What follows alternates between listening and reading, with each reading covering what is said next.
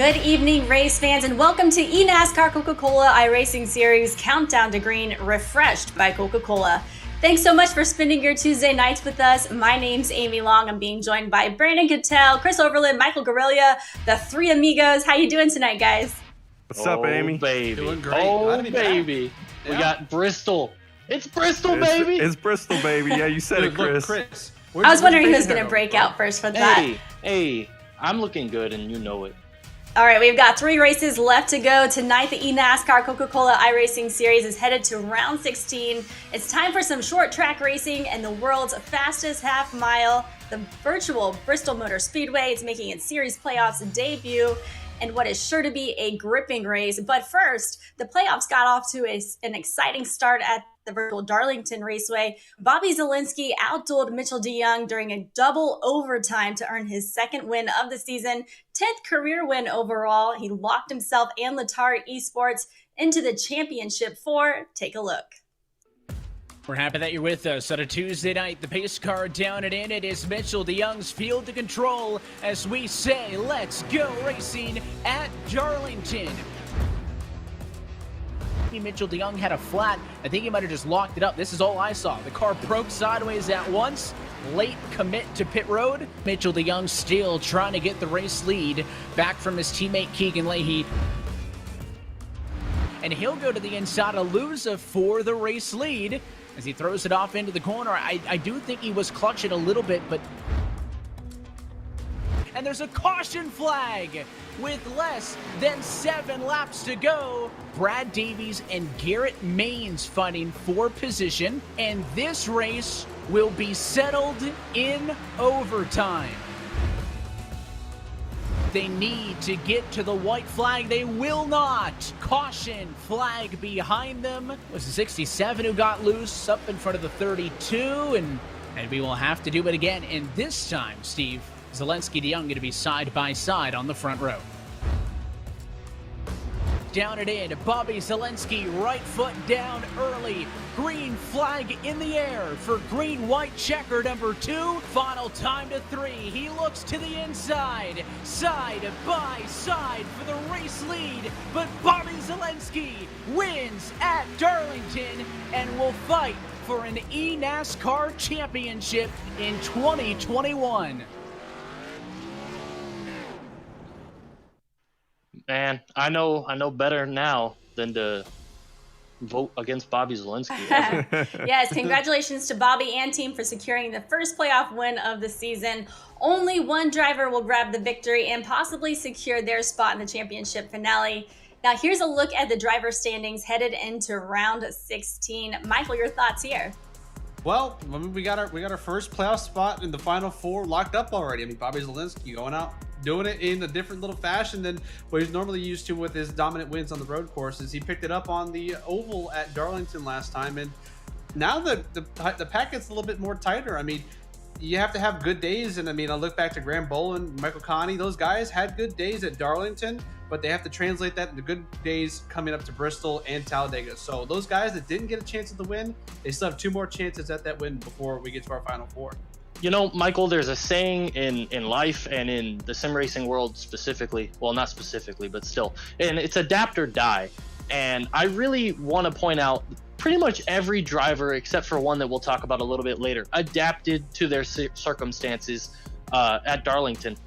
And I want to highlight Bob Bryant. He was involved in multiple incidents last week and found a way to finish in the top 20.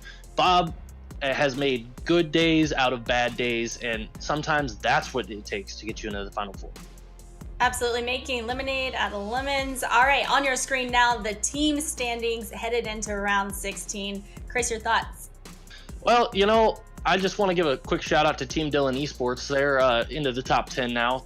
I don't think they've been in the top 10 all season, and they finally rallied, and just goes to show that with consistency and a little bit of hard work, you can claw yourself out of just about any hole. Yeah, I agree with you there, Chris. One thing I'm looking at here, Mode Motorsports continues to just keep on digging up into the point standings here for the team standings. So I see them to maybe gain a couple more spots before the end of the season, try to make a run at 23-11, but look at that point lead, 23-11. They're in the money right now. Absolutely. And Chris and Brandon, both of you say these guys are not giving up. I mean, even when they're given, no luck, like I said, given lemons, they are still going for it. Every race counts. Now let's go through your thoughts on round 15 at Darlington from our panel of drivers, starting with you, Chris. The buildup for the regular season was already incredibly intense, and that first playoff race was insane. Do you think that these drivers are going to be able to handle the pressure? Well, like I said, you're going to have to adapt or die. You're going to have to make the best out of the worst situations. And the only person in the final 10 that wasn't able to do it was Keegan Leahy. Keegan ran in the top 5 all day, got caught up in some mess later on in the event and couldn't rally, couldn't make anything come of it. So unfortunately, Keegan finds himself one of the strongest contenders for this championship, but one of the furthest out. So Keegan, I'm sure he's thinking about getting a win. And with tonight at Bristol, if you're thinking win and win and win, and you get stuck behind somebody, you're going to be very impatient. And I'm a little bit worried. I don't know how he's going to weather the storm. Little concern for him. All right, Michael, the first playoffs race in the books. Did any of the drivers come out with any unexpected tricks up their sleeves going into the end of the season? Well, there were a few. We talked about it already. Bobby Zielinski's already clinched his way into that Final Four. But, I mean, when it comes down to it, you really can't count anybody out yet. I mean, we still have the wild card of Bristol tonight, Talladega in 2 weeks' time. So there's a lot to still be had here in these last 2 weeks before the finale at Texas. But, I mean, you got to think about it. Mitchell DeYoung, how do we underestimate him, guys? I mean, yes, he's been coined as the road course ace. But, I mean, he dominated all of Darlington last time out. So, I mean, he led basically the entire race, and had those cautions not come out late, he probably would have punched his ticket to the Final Four. So, I mean, you have to consider the fact that there's a guy like Mitchell who has that pace, can bring it out at any track he comes to, and the fact that there's still wind you're in. I mean, we still have any wild cards that are in the bottom half of the playoffs, like we mentioned earlier, Bob Bryant, Vicente Salas, all these different guys can still win their way in. And there's a place in the Final Four without a win. So you can still point your way in the process too. Definitely. So many different scenarios. And Brandon, double overtime, but there was so much more going on last week than meets the eye. Yeah. And, Michael, a quick little thing on that. I look back, I ate my words last week. I said that Mitchell DeYoung and Bobby Zielinski, they wouldn't be doing good without the road courses, and here they are. They're doing great. So I'm going to eat my words on that. But the other race that we're looking at right now is the top 20. We have guys trying to make it back in the series like Ray Alfala, Jake Nichols, some of these guys who are not fortunate to have not make the playoffs here, who are still trying to be in the series to race for $100,000, $300,000 in prizes each year. So we got to focus on that too, to see who's going to be retaining their license and retaining a chance to race for an eNASCAR championship. I thought that rule was really cool until 2 years ago. That relegation, we're going to cover that much later, or a little bit later in Countdown to Green, so stay tuned for that. Thanks so much, guys, for your thoughts on that. Also, wanted to highlight Allied Esports and NASCAR teamed up to bring gaming activations to fans by way of an 80-foot mobile gaming arena, which included a main stage, a broadcaster booth, roof deck, and full production capabilities, as well as some iRacing simulators. Last time, we highlighted Chris and Brandon's trip to Daytona International Speedway for the Coke Zero Sugar 400, where they were also able to show off some of their skills around the track. But check out this 18-wheeler.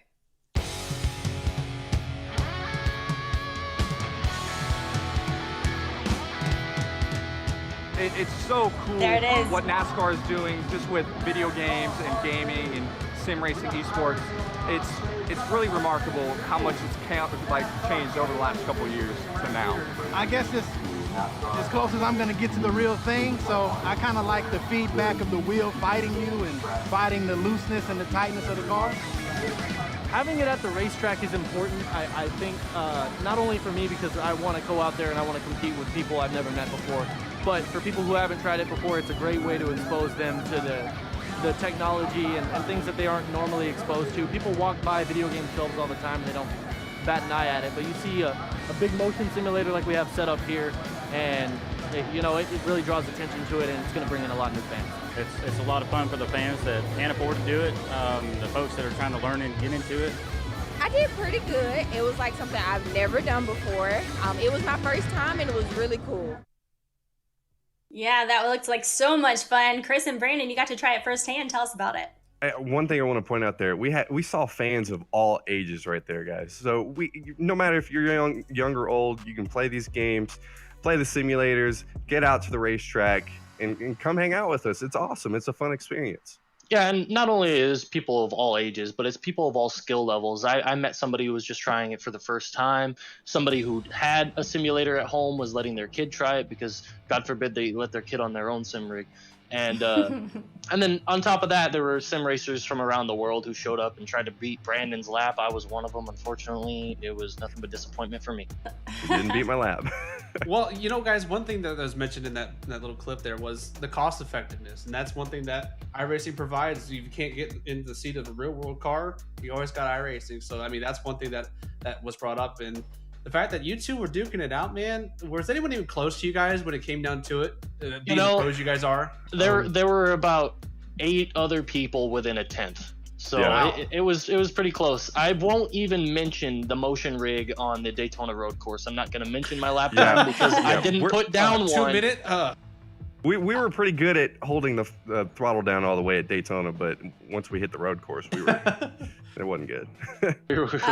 Brutal. It looks like a lot of fun, and they're actually going to be out at Talladega as well. So fans, if you are in person and at the track, go out and enjoy it. Let us know how much you're enjoying it with eNASCAR Coca-Cola iRacing Series.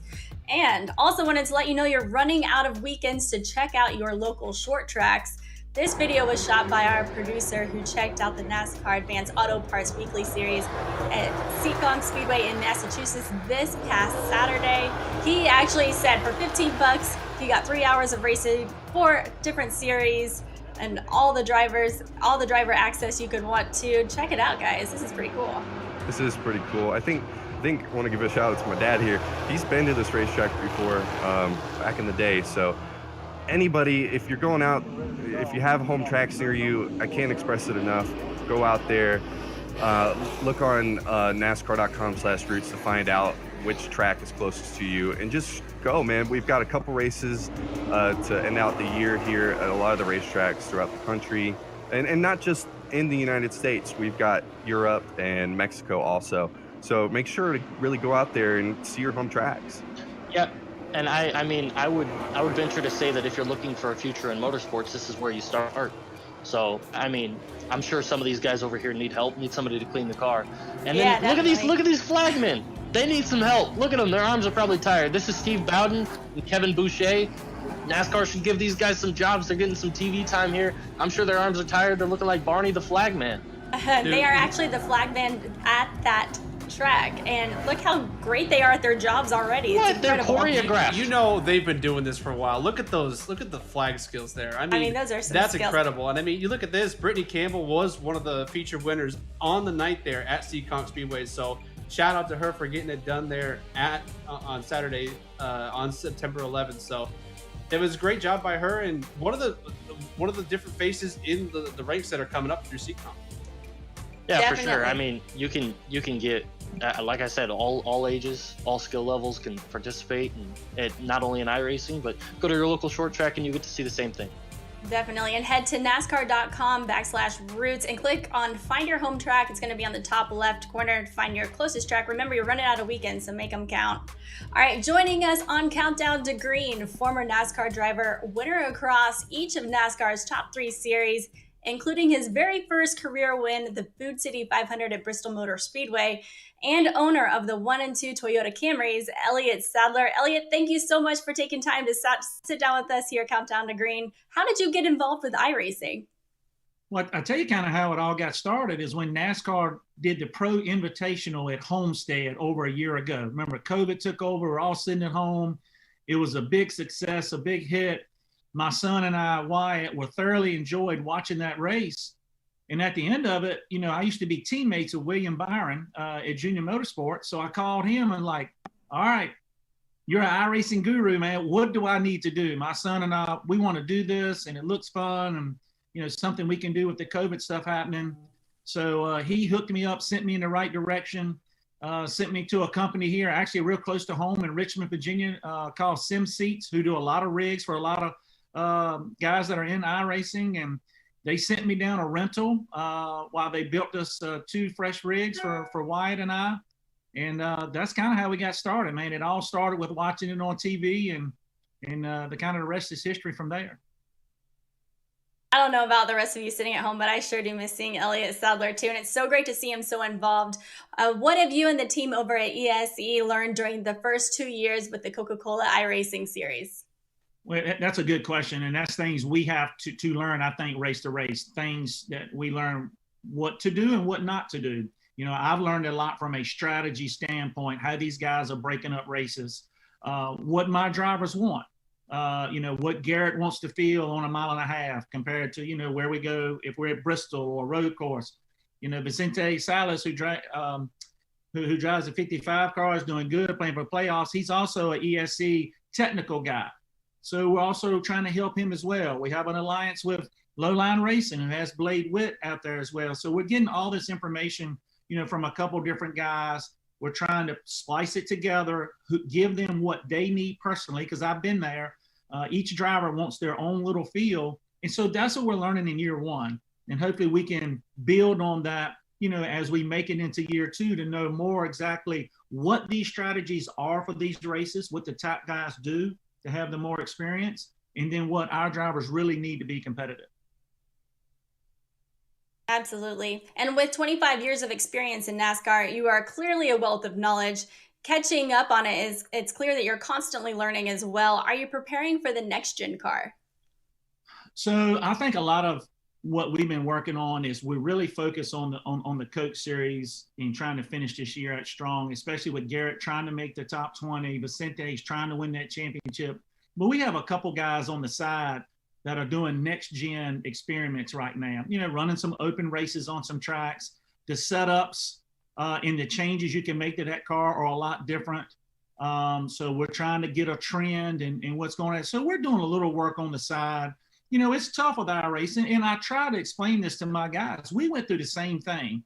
You get to going good on something, and then Goodyear will change a tire, or racetrack will update a surface, whether it's a repave or sealer or PJ1, whatever you want to call it. Well, iRacing, we kind of go through the same thing. Every once in a while, of course, they have to update their files, they'll update track surfaces and those things. And before I got here, before we started, my guys would really get down in the dumps of that. And now I'm like, hey, anytime there's a change or an update, that gives teams an opportunity to get an advantage. Let's look at this from a positive.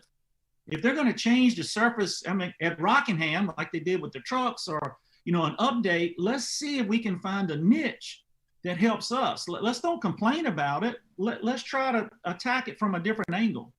So all that being said, we're doing a little bit of work with the next gen, but we feel like by the time we need to be really good in that car, updates will be updated. The car might be tweaked a little bit, whether it's per NASCAR, come down through iRacing or what have you, but we are doing a little bit on the side just to get an idea. Thank you so much, Elliott, for joining us here on Countdown to Green. Wonderful to have you here. Great to see you back. Guys, I don't know about you, but I've been missing some Elliott Sadler in my life, and it's cool to hear that he's so involved. Chris, I'm going to blown play away. real quick. I love what he said here. The change that comes so week to week that they experience in real life, it's just the same thing on iRacing. We get updates all the time. That's what's so great about iRacing, and tire model changes and stuff like that. So we could load a setup in the sim and we'll come to realize the setup won't work anymore. So we have those same kind of issues that they have in real life. So that's really cool to see that he's talking about that and being so involved with it.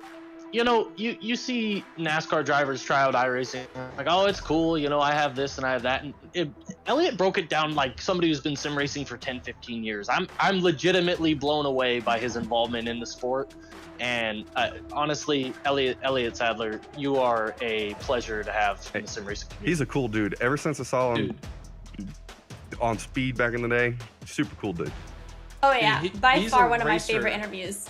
He's still a racer at heart. Did you hear him? He said, I want to try to get every advantage I can every time there's a new build. So he's still got that passion for it, even outside of the seat, and it's incredible to see. Love me some Elliott Sadler. Absolutely. Come back to Countdown to Green anytime, Elliot. We're happy to have you. All right, moving on. One of my favorite segments of our show, we get a glimpse into your world. We love all the drivers out there who show off their sim rigs. This segment is brought to you by Logitech. Here's a look at more sim rigs for the archive. Just so you know, these are the first time we're seeing these ourselves, too. Phil's missing a couple things. This has got to be a VR set. It's got to be. I mean, I don't see a monitor anywhere. Yep, oh, yeah. Okay, I see him. Wow. I was like, where is the computer and where is the monitor? Wow. Amazing. Here we got Ben. There's a lot going on. I gotta say, Ben, I'm not a fan of Jeeps. Yeah, he's got the backlit Jeep bumper over there on the right. I don't like Jeeps. Hey, I just like his chair. It's just simple, you know? Yeah. It gets the job done. I like the coolers in the corner, actually. Check out this one. Wow. Is that a real steering wheel? That off of a wheel. production car? It is. Yeah, and the pedals are look, the pedals are inverted.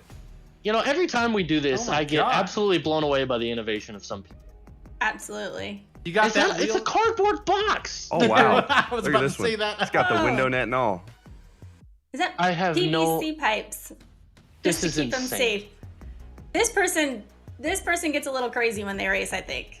We've seen some chassis, but that I mean, you get the full intricate window net. That intricate on his sim rig, and the only name he could send is Jake. I know. He was busy, okay? Yeah, Clearly he's busy working on his sim rig. Yeah, that's fine. Oh goodness. What's happening here? This is the one duality of man. Hey, you know what? He doesn't have his bed made, so Jeff Gordon's gonna yell at him about that. Yeah, you'd know I about know it. too much about that. Yeah. Dude, look at the computer just sitting on the bed. I wouldn't trust that at all. No, Johnny it's gotta be running D. hot. Oh, okay. See this ironing board here? I did get a note whenever we saw this come through on Twitter that this was the this is what Johnny D used while he was deployed in our armed forces. So pretty cool. Oh wow! I'm glad you said that before I voiced my opinion. But you work with what you got. Absolutely. I tell you what, I started out on a laptop. Goodness, that is difficult. Look at this. My. Look at the lighting. That's We're awesome. going all over the spectrum today, man. Thousands of dollars versus like 12. See, it's just a glimpse into everybody's lifestyle, but you can do it all. I bet you I've been. Good night. See, you know, when you have to sleep on the go on iRacing, this is your guy right now. This is cool. In between stints. This is VR me. endurance racer. This is me when I get a 40-second penalty for speeding. Oh, that's amazing. I wonder, you think he might still be sleeping there? I'm not really sure. All right, love to see all of those sim rigs. Share yours too by tweeting us a picture using the hashtag eNASCAR and tag iRacing and NASCAR. All right, so we see the guys that are competing, looking to lock in their spot for the championship but what happens to the bottom 20 of the series? The guys are going to explain how this all works, the battle for the top 20, who's staying in, who's not. Guys, how does relegation all work out? Hey, I hate Mr. that we all know. Mr. We all Michael, know. you want to get this? You want to do this for us? Well, I mean, let's break it down step by step. Yeah, we've all Obviously, been there. You see the bottom 20 from the Coke Series from this season are going to go down to the Contender Series along with the top 20 in the Road to Pro Qualifying Series. There's a chance you guys could be racing us three in the Contender Series should we be able to advance, and we're not going to make it. We're going to make it really hard for you guys to get back in the series, that's for sure. But that breakdown gets everyone into the Contender Series a month of races. It's going to be a tight month. It's going to be a lot of racing in a short span of time to get into the Coke Series for the 2022 season. And goodness, guys, that Pro Series, the Contender Series, is going to be such a difficult grind. I know it was intense for me last year. Obviously, we're all on the bad end of it, but I mean, you guys know how hard it is just to even get into the Contender Series to start with. Oh, yeah, man. the Contender Series, they do not take any prisoners. You race the best of the best that are coming out of the Coke Series, and they're usually on their game. And, you know, I've been on the bat and the stick coming out of the Coke Series before and racing some of the drivers coming from the qualifying series. And they are up on their game because they have been grinding all season long, nonstop. And sometimes you could be burnt out finishing in the last 20 spots of the Coca-Cola series. So it's a mix where you just wish you just have enough to make the top 20 to make it back in. Yeah, it's the most stressful time of the year, I'd like to say, but it's also the most exciting because you get to find out if you're going to advance through. It's not looking too great for me at the moment, but man, it's fun. Yeah, it sounds like it. And you guys aren't completely out. We're going to keep our fingers crossed and hope that you keep doing well. Thanks for breaking it down for us. It was actually incredibly helpful from my end as well. Tonight is Bristol, baby. Round 16 of the eNASCAR Coca-Cola Series duels at the virtual Last Coliseum. And we turn to Chris Overland for track analysis. This is by far one of my favorite tracks on the iRacing circuit, on the NASCAR circuit. Honestly, if you could ride bicycles around here, I'd watch that. Bristol, Tennessee, 0.5 miles, the last great Coliseum, the world's fastest half mile. Well, the last great Coliseum for now. I got to point that out. We've got 26 degrees of banking on the bottom, 30 up on the top, mixed for some great multi-groove racing. Man, it is going to be hectic tonight. And the name of the game, gentlemen and Amy, is patience. If you're not patient tonight, you're going to run into the back of somebody. You're not going to have any friends at the end of the race, and somebody's going to pay you back. And then on the other end of the spectrum, if you're in the way, you better be patient. You better let that guy go, because you don't want to be caught up in a wreck that's going to end your night early. I know I was impatient starting in the back last year, and we had some trouble. So you gotta keep your head on straight. And honestly, it's a mental battle as much as it is a physical battle. Yeah, definitely. Well, before the action on the track, let's hear who our panel of drivers thinks is going to be the top gladiator. Our driver picks brought to you by Playseat, the official racing chair of eNASCAR. Brandon, who do you got tonight? Well, I still got the points lead somehow, but I'm going out on a limb tonight. Vicente Salas is going to get it done. Space Station Gaming. He's been great at the short tracks, guys. So there's no doubt that he can totally do it tonight at Bristol. 100%. You know, that's a good pick. If we're going out on a limb, going with Vicente. I'm also going out on a limb, but I'm going with a driver who has won this year. He's been in the Final Four before. Logan Clampett gets it done tonight. They've got some momentum going. The William Byron Esports cars are fast. Logan has been so close to making that Final Four and making it into the $100,000 purse. And I think it might be his year. You know, guys, I'm going to go with a driver who has also done well on the short tracks this year. Well, he hasn't flashed until recently. It's going to be Jimmy Mullis. I mean, he's going to make my Final Four easy when it comes down to it. So, I mean, he's going to get the win tonight, lock himself into that Final Four. But he's had success at short tracks like we saw Loudon with his win earlier this year. So, I mean, he's got a chance to get it done here tonight, and I think he's going to do it. That was a good pick, Mike. Man, it is getting down to it. You're sure about Jimmy making it? I need to make up a 13-point gap, guys. Can't be sure about anything at Bristol. All right, we've just in qualifying. We've got Keegan Leahy on the pole. 23-11 sweeps the front row yet again. So any thoughts headed into that? Are you changing your picks up? It's too late. Too late now. Can't change the graphics now. We're set in. Do you think that this is going to be much like the same? I think we're going to see a lot of them running up front, but it's Bristol. Anything can happen. About after lap 15, 16, there is no up front. You're just a leader in the middle of the carnage. Dude, the same cast of characters were at the front. Of Darlington are at the front. Keegan's starting on pole. Mitchell second. Bobby third. It's going to be a dogfight. Maybe Bobby can secure another win. Who's going to make it through the storm, guys? Yeah, this is actually going to be Bristol's, like I said, debut track time here for the playoffs. This will be the very first time that the virtual Bristol Motor Speedway is in the playoffs. So we'll see. It's anybody's game. All right, remember, tweet us a picture of your rig and playoffs brackets. We still want to show them off here on Countdown to Green. Use the hashtag eNASCAR and tag iRacing and NASCAR. For everyone behind the camera that brings this show to life and my panel of drivers, Brandon Cattell, Chris Overland, Michael Grillia, thanks so much for having us here. Thanks for joining us here on Countdown to Green. The road to crowning the 21 champion is narrowing. The round of 16 at the virtual Bristol Motor Speedway starts now.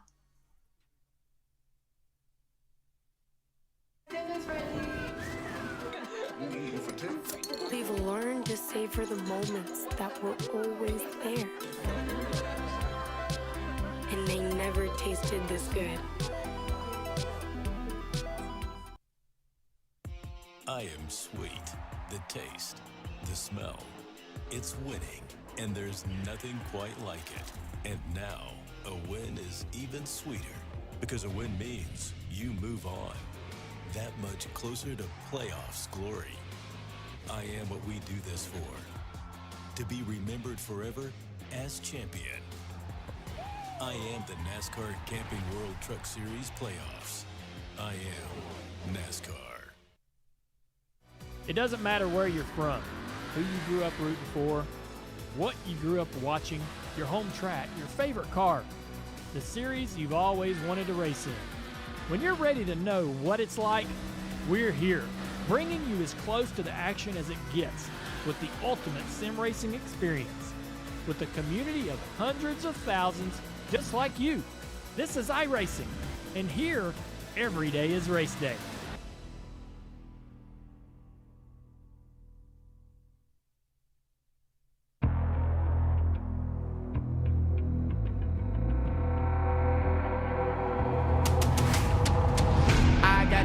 I'm on the mission, snap any minute, casually winning. Stop tripping on me, stop dissing on me. Yeah, I got a dream, can't take it from me. Gotta get it here, I don't wanna wait. Take what I want, then I go train. Gotta get a win, I won't lose the game. This is my year, I ain't gonna break.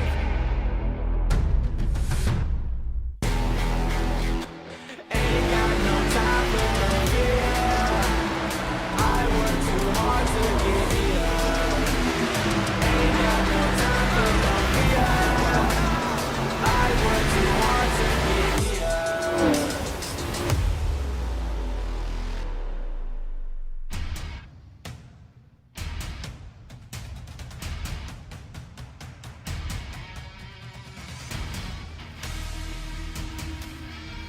The road to $300,000 rolls into Thunder Valley, where tonight from the virtual Bristol Motor Speedway, we say good evening, sim racing fans, and welcome to the eNASCAR Coca-Cola iRacing Series Playoffs, Round 1, Race 2.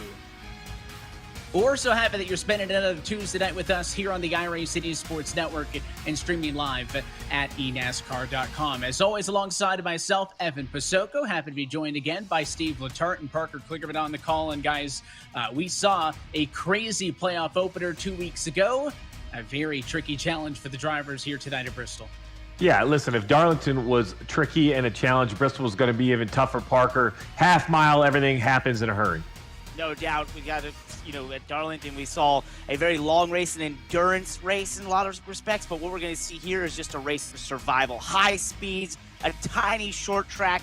It's like fighter jets in a fishbowl. It's going to be awesome to watch.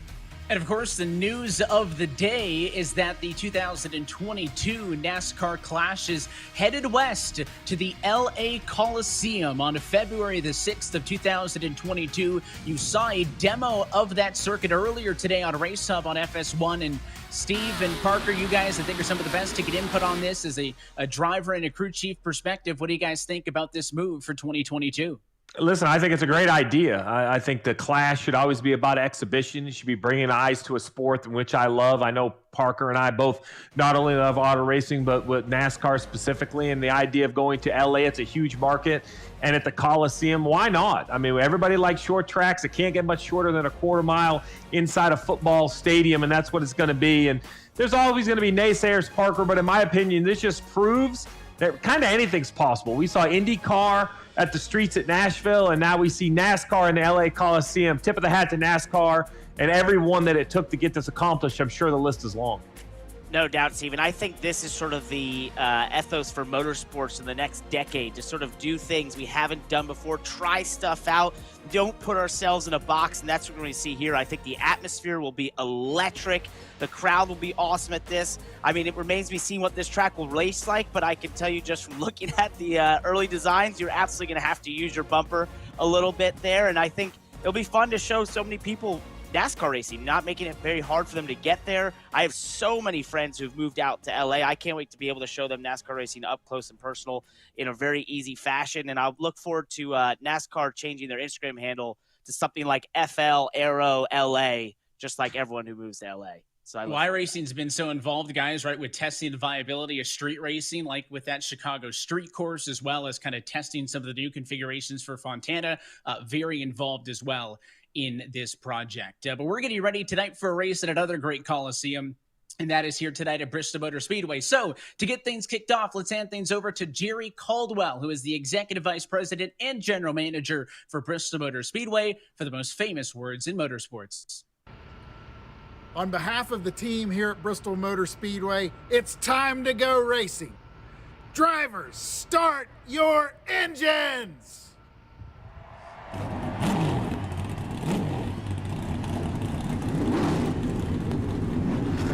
And to introduce you to your playoff drivers, we hand things back off to Keenan Kusin. Thank you, Evan. After a thriller at the last round in Darlington, we move to the high-banked half mile of Bristol Motor Speedway.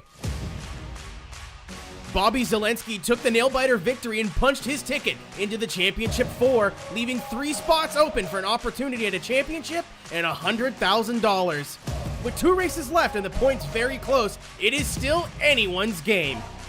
Ladies and gentlemen, here are your 2021 eNASCAR Coca-Cola iRacing Series playoff drivers. Taking the checkered flag at Darlington in a thrilling finish, he's already earned his way into the Championship 4. Can Letarte Esports driver repeat tonight into the number 83 Chevrolet out of Fresno, California? It's Bobby Zelensky. Narrowly missing out in Darlington, having led 120 laps, this driver's looking to take that momentum straight into tonight at Bristol. Hailing from Temecula, California in the number 2311 Toyota Camry, it's Mitchell DeYoung. Currently third in points after scoring a top 5 finish at Darlington, looking to secure his spot in the finals tonight. Driving the 46 Toyota out of Midland, North Carolina, it's Richmond Raceway Esports' own Jimmy Mullis. Currently on the bubble going into tonight, only clear by 1 point. Driving the number 75 Ford Mustang for Mode Motorsports and representing Darien, Illinois, looking for another solid finish, it's Matt Busa. The first-year drivers outside the Championship 4 looking in from Concord, North Carolina, driving the number 97 Chevrolet, trying to keep the momentum going from his solid top 10 finish last race, it's Logan Clampett. Representing the great beyond of Space Station Gaming from Temecula, California, he pilots the number 55 Ford Mustang, is looking to rocket his way into the Championship 4. It's Vicente Salas. Just finishing outside the top 10 last round, but not out of the hunt yet. From Concord, North Carolina, driving the number 8 Junior Motorsports Chevrolet, trying to make it 2-time. It's Michael Conti. Driving the number 10 machine and trying to bowl over the competition tonight in Bristol. From Houston, Texas, in the Stewart Haas Racing Ford, trying to claim his spot in the Championship 4, it's Graham Bolin. Trying to find some short track magic in the number 77 Clickerman Sports Chevrolet, it's the pride and joy of Biloxi, Mississippi, Double B, Bob Bryant. Leading a few laps at Darlington, but definitely not having the race he was hoping for. Driving the number 32 2311 Toyota Camry, straight out of Halifax, Nova Scotia, forecasting a great run tonight, it's the weatherman, Keegan Leahy. Who will be the second driver to join Bobby Zelensky in the Championship 4 for an opportunity at Sim Racing Glory and $100,000? Can he put down a repeat performance? It's just about time to find out as the second round of the eNASCAR Coca-Cola iRacing Series playoffs from Bristol Motor Speedway begins now. Back to you, Evan. And we are ready to rock and roll for the second race of these 2021 playoffs. And for the 4th time in 2021, Keegan Leahy is on pole position alongside his 2311 teammate Mitchell DeYoung. And Steve, we'll go to you first on this one. We talked about Bobby Zelensky for Letarte Esports getting that win and a ticket into the Championship 4 last week at Darlington. There's 9 drivers left fighting for 3 spots. Yeah, and I think it's going to be a big battle. I got 2 drivers that really come to mind tonight. That's Logan Clampett and Michael Conti. When I look at the drivers in the playoffs, I know how great those 2311 drivers are, but I really think that Logan and Michael are going to have the pace. It's a short track. It's a little bit different, and it is going to be about survival, so I have my eye on those 2 drivers. We talk about survival, Parker. That's the same thing you mentioned off at the top. This is a race that we've only ever seen 4 other times in series history over the course of 11 years. 3 of those 4 races have had double-digit yellows. What's the key to surviving at a track like this? Get to the front, try to stay there, but even at the front, there isn't safety because we've seen often at this race, as you mentioned, even the leaders getting involved when they get into traffic. We saw the leader, I think it was a year ago, literally get involved in a wreck that was happening on the backstretch, came around, the track was blocked, and it took them out of the chance for the victory. So this is probably one of the toughest races outside of a super speedway to survive, but if you do and you can find yourself with a clean car at the end, that could be a huge advantage. I also look for some of the non-playoff drivers to play spoiler here tonight, because this is a big opportunity then with all the chaos that can ensue here at Bristol. 2311 continues to be the best team in qualifying this year, Parker, and Keegan Leahy enters tonight at the bottom of the playoff standings. You're dialed up with the driver of the 32, tonight's pole sitter. Congrats, Keegan, on the pole. What do you think you have in the long run here in this 32 car? Hey, Parker, nice to talk to you, by the way. I think that's Parker. I recognize the voice. Sorry, I should have said it was me, by the way. Yep, all good. So I'm Keegan, by the way. And I think our race set is worse than our qualifying setup, but it should be enough to hold the lead here for a while, because it's really, really hard to pass here. We did A Open last night. A lot of the Coke drivers tend to do practice races right before these big races. So we know how this track's going to drive, and I'm going to be glued to the outside, not letting anyone get to my outside. But it's win or nothing for me here, so don't expect to watch me let anybody by. How do you deal with the traffic? We've seen the leaders always sort of run into traffic here. How do you make do with it? You said you want to be at the top. How do you deal with that? Yeah, unfortunately, the traffic probably wants the top too. So once we get into lap traffic, it's going to get more difficult.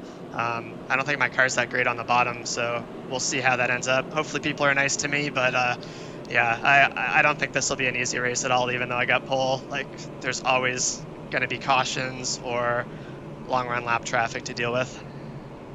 Best of luck, bud. Thanks for chatting with us. Thank you. That is the driver that will start from the front row in this race. So we mentioned a 250 lap event tonight. Steve, walk us through it with a look at our Asus race analysis and then the weather.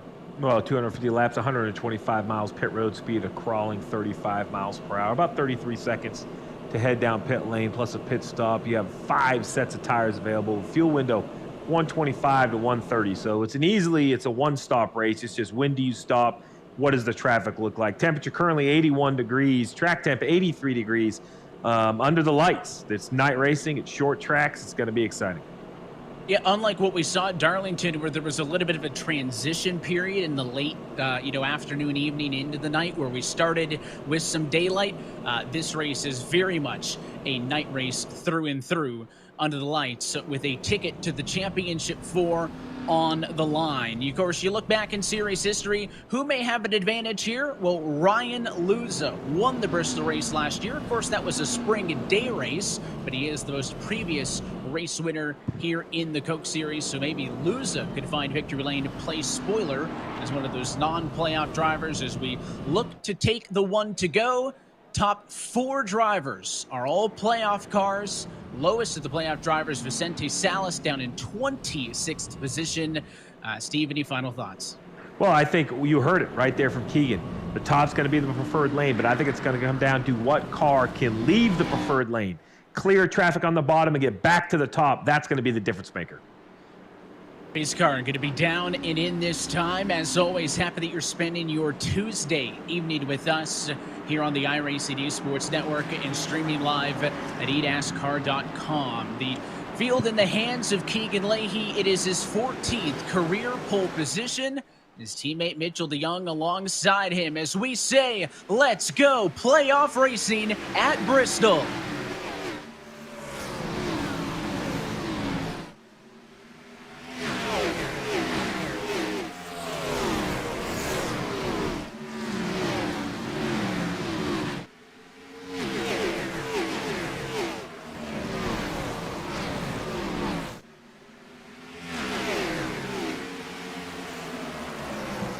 Good stuff up front for the 32 early in this race. Looking at a bit of side-by-side between Graham Bolin and Nick Ottinger. Remember, your playoff drivers can be identified by the red splitters, windshield banners, roof numbers, and spoilers. They'll also be highlighted in red on the graphics over the course of this night. We'll also do our best to keep you posted on where they all are. Only Bobby Zielinski locked in to the Championship 4. He rides in 3rd early in this race. But guys, looks like the top 10 or so wanting to get a little bit of real estate. Bob Bryant, maybe the last of the single file cars, as he rides in P8. And it's on the bottom. That's what I find interesting. I think we're uncertain which lane would be the preferred lane, especially maybe as the run moves on. Will it move up to the top? That remains to be seen. I think seeing the bottom be so competitive, even in traffic, I think one of the things that these drivers are dealing with is the speeds this year are really high. They're about 0.3 faster than they were about a year ago, which doesn't sound like a lot, but around, what, a 15-second lap? That's a lot faster in percentage-wise. So these guys are flying around here, and therefore sort of aero comes into play a little bit. So we'll see if this groove moves around, but interesting to see it on the bottom early on.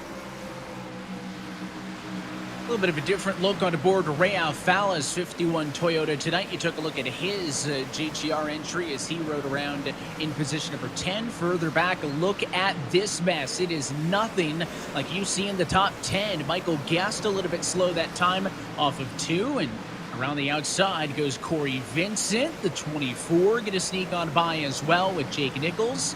So the inside was maybe the place to be very early on, but as we start to get into a groove, I mean, that outside is the passing lane right now. Guest could lose about 3 spots in a lap as he now gets attacked there by Blade Witt up top. You see how quickly all these cars circle around the half mile. Pretty soon it'll be every inch of real estate taken, and that's where we see those yellows. You talk about it. You get out of the preferred lane, you get to the bottom, as we see right here, the 17 overtaking the 9 car. You know, when the 9 tries to squeeze up like he does right there in front of the 41, it's just so easy for contact to be made and a car to be turned around.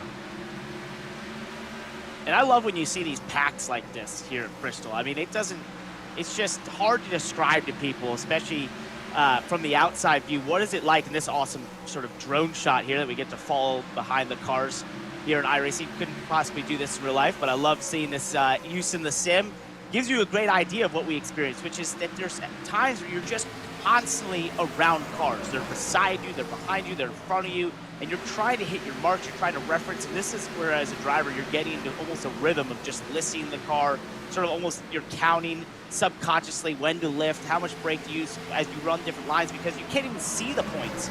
You know, as you watch this 18 car, he'll go behind that 9 down the straightaway, then he'll pop out to the outside, then he'll get covered again. Oh, there's the 9 tried to almost quick clear himself. That's just what Bristol is in a small way of what we experienced the entire time. It's so awesome.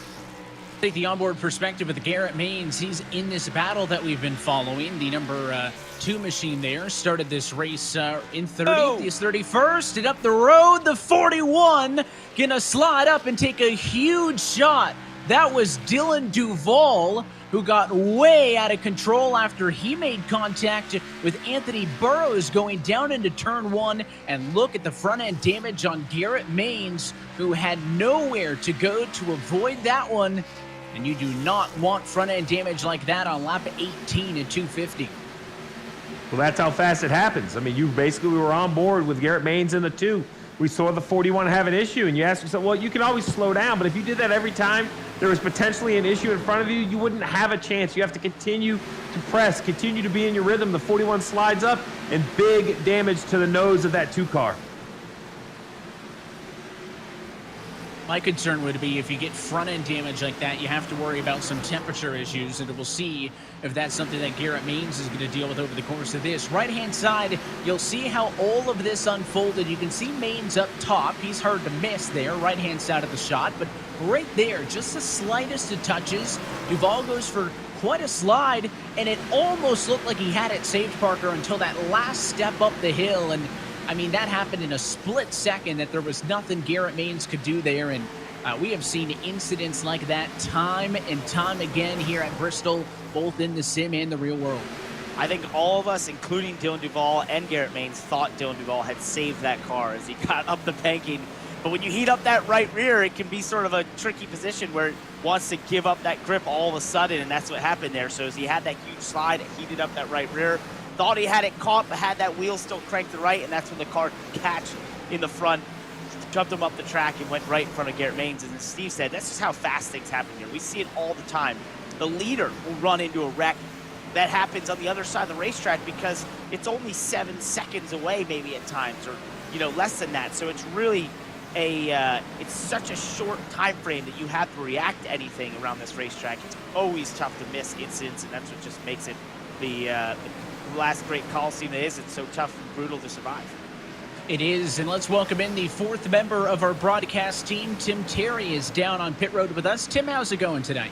Yeah, so far so good. Always great to be back at a short track, but We're watching the 8 of Michael Conti on your screen. He's glued to that inside line. Bobby Zielinski's been fighting about a lane up on this racetrack, and we're going to see this throughout the evening, boys, as this racetrack kind of rubbers in. We're going to see some drivers search, but Michael Conti has said he likes that low line. Keep me on the inside line. It's the easiest to save tires around this racetrack, which is going to be another thing if we continue to go on with some green flag racing. These tires are going to wear, and we're going to see some drivers maybe save some stuff and bring it towards the front of the field when it all counts at the end of 250 laps tonight.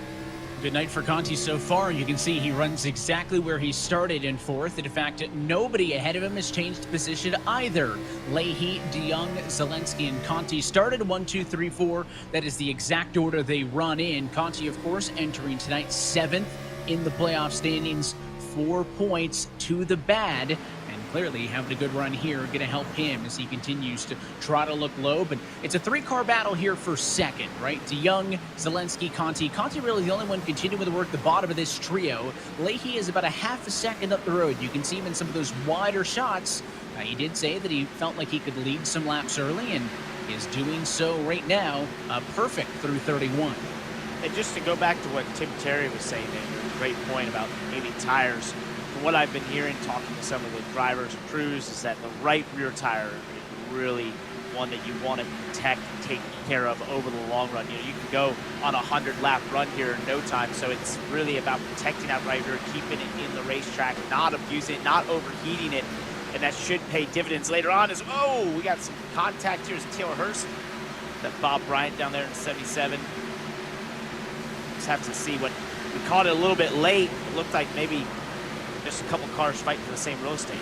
That's like, what, 2 bits of contact we've seen, Parker, and both of them have involved your cars so far. Hey, wait a second. Not liking this trend. Parker, better clean it up by Thursday night. Yes, apparently. The Lux Beans machines are taking a beating out there, but we'll hopefully get them tuned up, start cooking those beans, and go forward. We'll get a second look at it as we continue to watch Taylor Hurst battle around the likes of Casey Kerwin. I see Vicente Salas there and others, but here's what happened. The 77 a little bit low and Hurst in the middle. It just really couldn't decide what lane he wanted once and then twice, and it was kind of a de facto 3-wide situation. Good catch for the 33.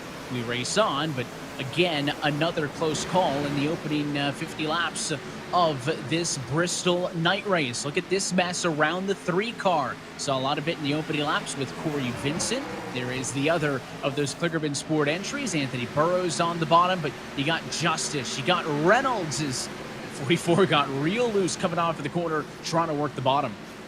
What's surprising to me is up at the front, we saw the 83 and the 8 both run the bottom of the racetrack with some confidence, but back here mid-pack, it seems like the higher lane is the preferred lane. Once you get trapped on the bottom, you lose some ground. So I don't know if that's some patience at the front of the pack or if perhaps their cars are just driving better.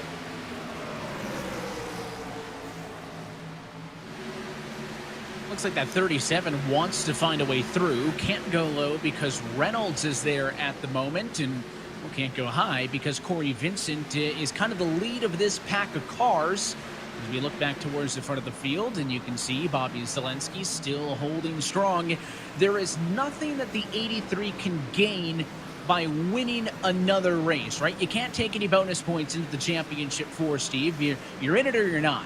So talking to your driver over the last 2 weeks since he got that Darlington race, what are they looking to get out of these next 2 weeks to prepare themselves for that championship at Texas? Well, you have to remember, there's still an owner's points battle out there, and all the points score goes to that owner's points championship, the total of the 2 cars. So Bobby wants to score as many points for that. And the other thing is to perhaps eliminate some of your biggest competitors.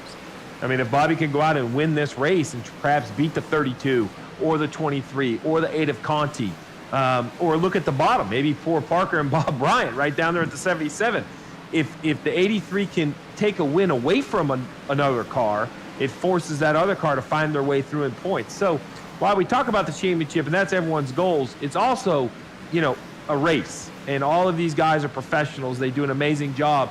And I really don't think you could turn it on and turn it off. I think you have to show up and try to race every race with the approach to win it. You don't want to get out of your rhythm as the championship looms a few weeks out.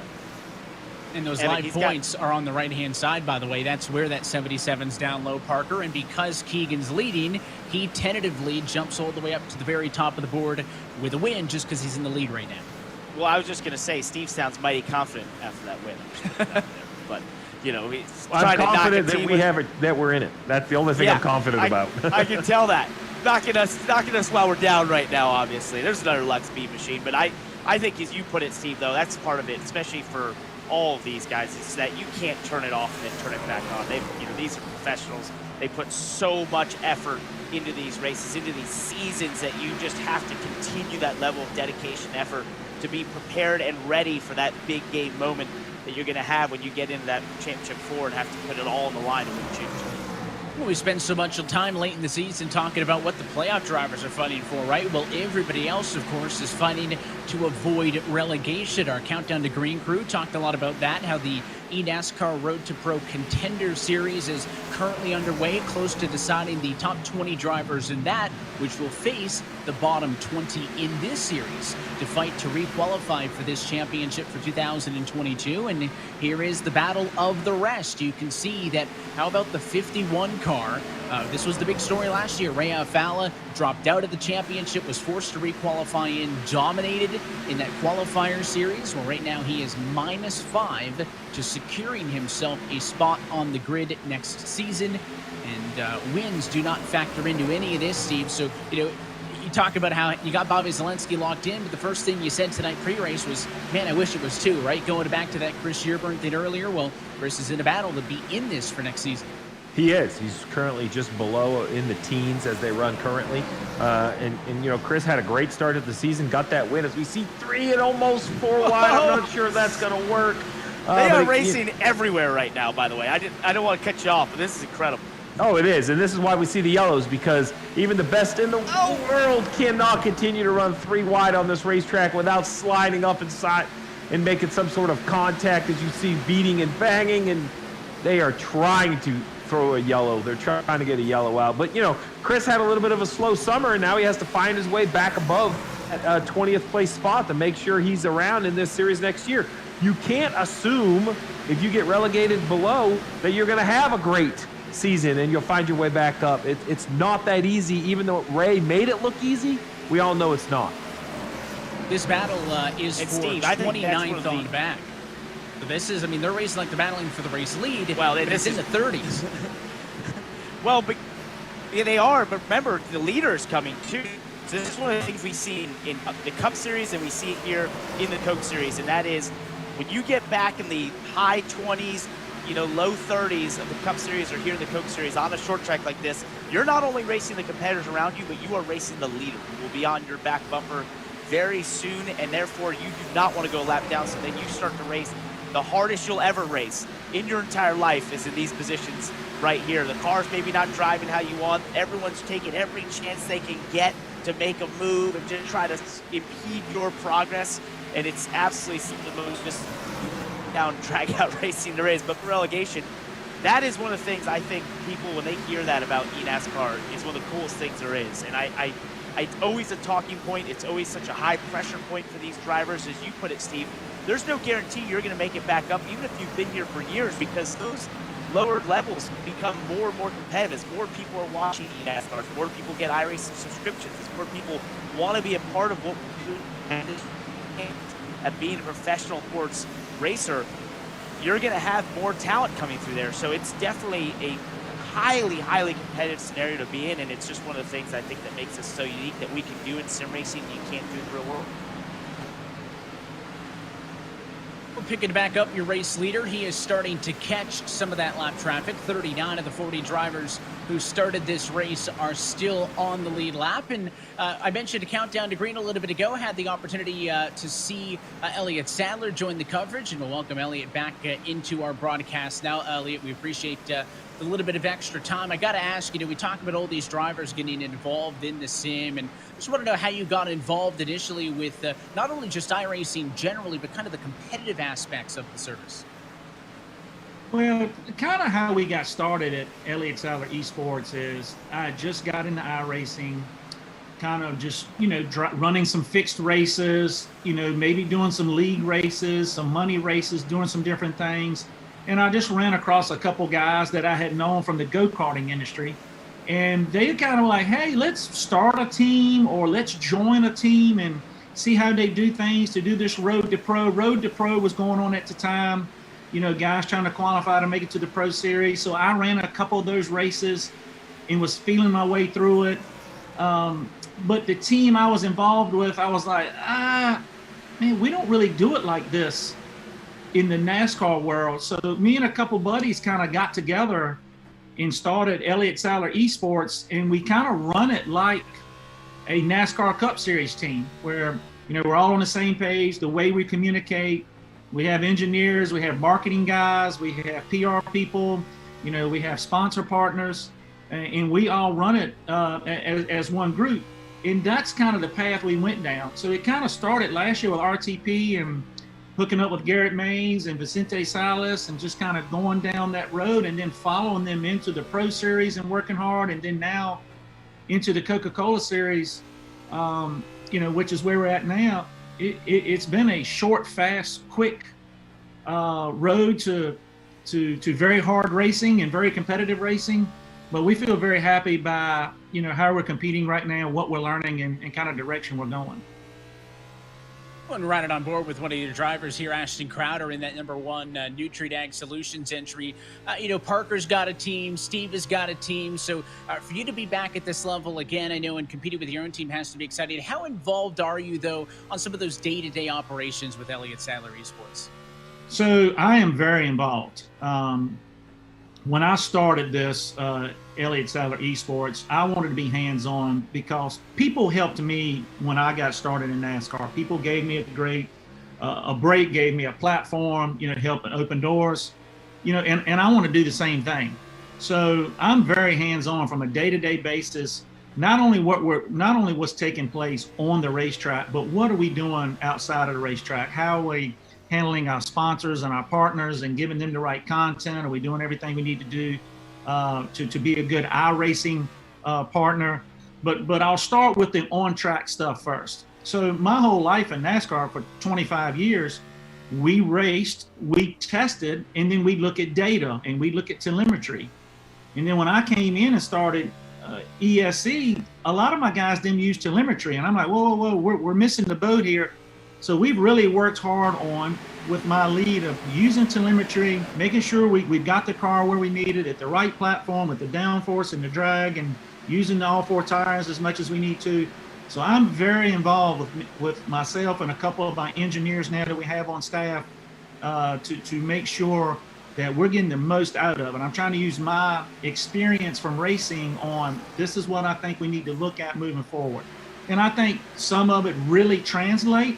Some of it is a little muddy, and that's what I have to learn, as an outsider kind of coming into the iRacing world. But I've really enjoyed running a lot of laps. I mean, a lot of laps, and a lot of group testing, and a lot of telemetry, and a lot of moving things around to see how each thing's react. My son Wyatt does a lot of testing. He does more the qualifying side. He doesn't want to run a 50-lap run. He wants to run as wide open as much as he can all the way around and then make adjustments. So as a family, we really try to help from that side as much as we can. And then race strategy. Guys, this is what I'm thinking. Darlington, for example, race the racetrack. You got to run up against the wall, save your tires as much as you can. Just little things like that. I kind of like to give them tidbits on what I think from an experience side to see if I can help them. Well, we'll let you get back to tune it into the race. Ashton running there inside of the top 10. So Elliott, appreciate the time, and best of luck for you and the guys for the rest of this year. I also appreciated the fact that, we did have to mention that he was a 2001 Bristol winner, but just in case you didn't see that, he had the trophy framed up perfectly in the backdrop. Even if it's the sim, it is still real fun to win at some of these historic racetracks, and nobody wants to say they won at Bristol as we take it on board look with the 2311 duo, working through some thick lap traffic, 80 laps in to this 250 lap race. And if anytime you get any sort of green flag run, I mean, this is the majority of what you're dealing with as a lead lap car.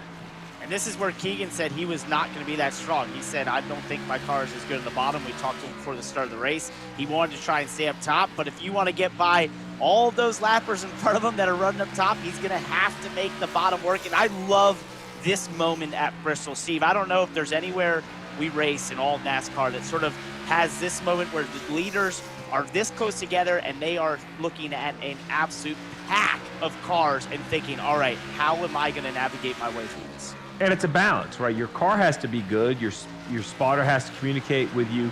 But the driver also kind of has to feel the energy of the lap, feel where he's good, kind of guess what the car in front of him is doing as we ride on board of the young and the 23. You know, Leahy's just in front of him, but just behind Mitchell is Bobby Zalenski, only a couple tenths of a second back, Michael Conti.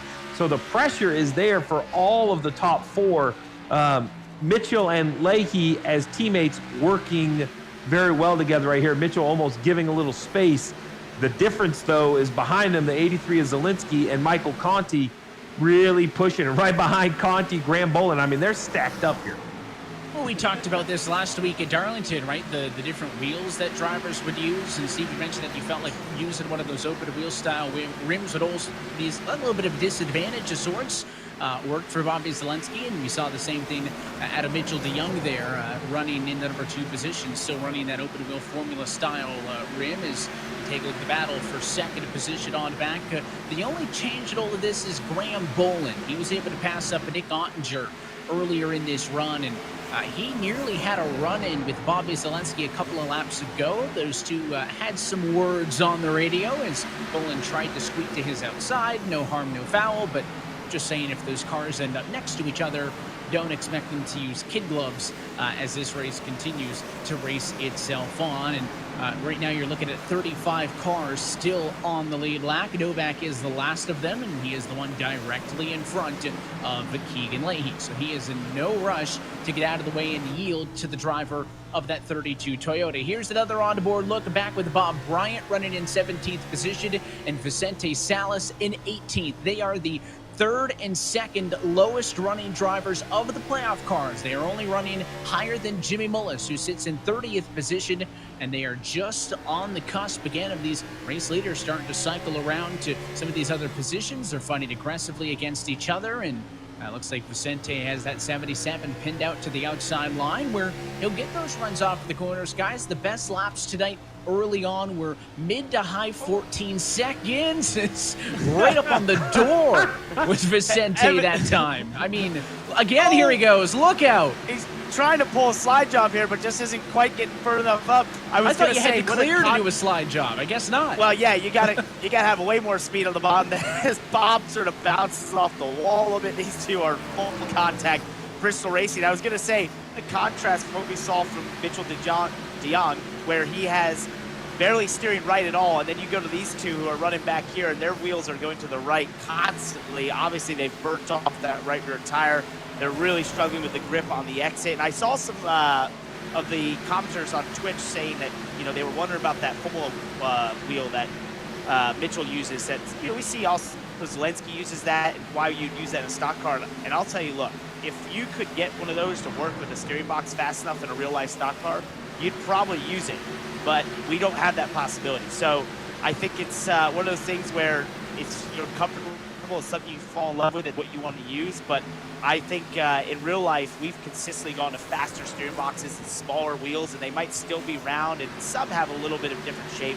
But really, we just can't get to probably the level of speed you'd want in the wheel to be able to run with those. But if we could, I would suspect you would see more of those types of wheels in NASCAR. You'd be surprised. Looks like Vicente's been able to get away from this battle. Poor Bob Bryant still getting beaten up on a little bit further back. These guys have broken out the chrome horn just before they nearly took each other out. I was talking lap times, and the fall off we have seen is about a second and a half, Tim, since those very opening laps.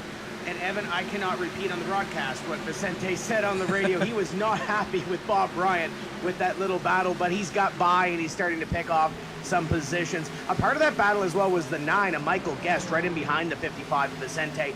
He had some headset issues. It would be the equivalent of, in a real race car, the radio kind of dying in the middle of the run.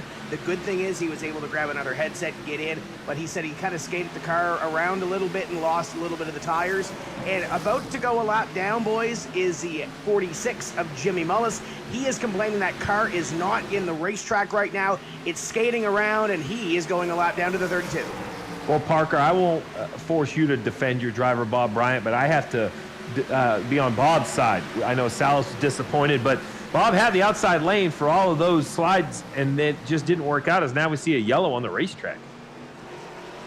May it have been the 77 machine of Bob Bryant. Just as we were talking about him, I said that he was getting beat up, and I think somebody might have finished him off. We had gotten through 101 laps, caution-free, to open this Bristol night race.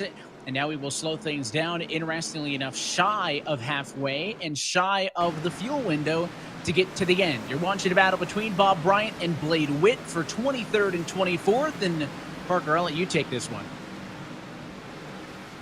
Oh, just a little bump there. We saw Bob was struggling pretty mightily off the corner with the right rear. I think he was, maybe it burnt that off a little bit. And as we like to say in racing, if you see the left side of that Luck Speeds machine, it's beat up a little bit. Well, if the left side is beat up, that means you're going laps, as I think Darrell Walter would say. And if the right side is beat up, probably going forwards.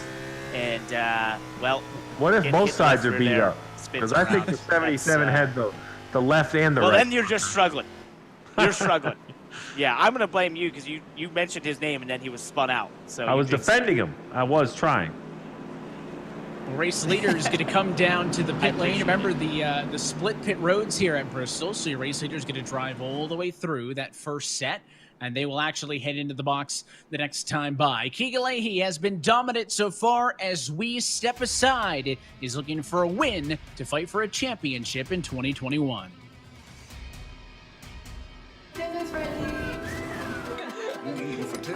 We've learned to savor the moments that were always there.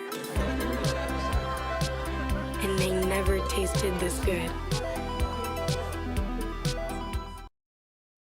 I am a driver with a dream. And part of that dream is making all the doubters believe that my name belongs here. I may be new to some, but I am not to be taken lightly. Oh, and now they're really going at it. Yeah, they are. Because if you let your guard down, I will rise above. I am the NASCAR Xfinity Series. I am NASCAR.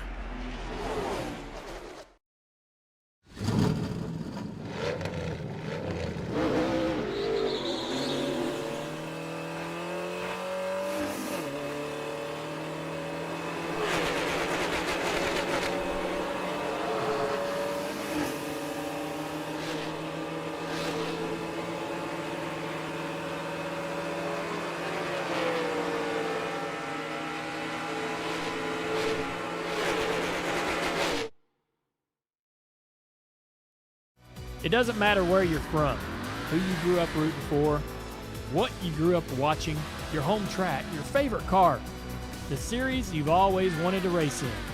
When you're ready to know what it's like, we're here, bringing you as close to the action as it gets with the ultimate sim racing experience. With a community of hundreds of thousands just like you. This is iRacing, and here, every day is race day. We're back live at Bristol. Coverage of tonight's race brought to you by Coca-Cola, the official fan refreshment of eNASCAR. By DoorDash, proud sponsor of 2311 Racing. And by Placeit, the official racing chair of eNASCAR. First caution flag going to go behind us. We'll take 143 laps to go in the Bristol night race. Let's go on board.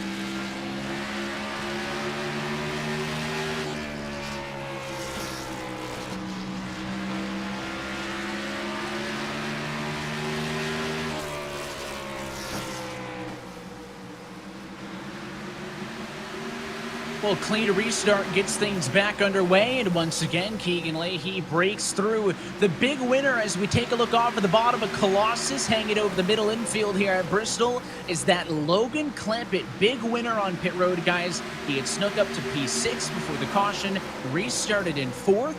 He's at a race-high P3 and looking for more, trying to get underneath here, that 23 machine of DeYoung for 2nd.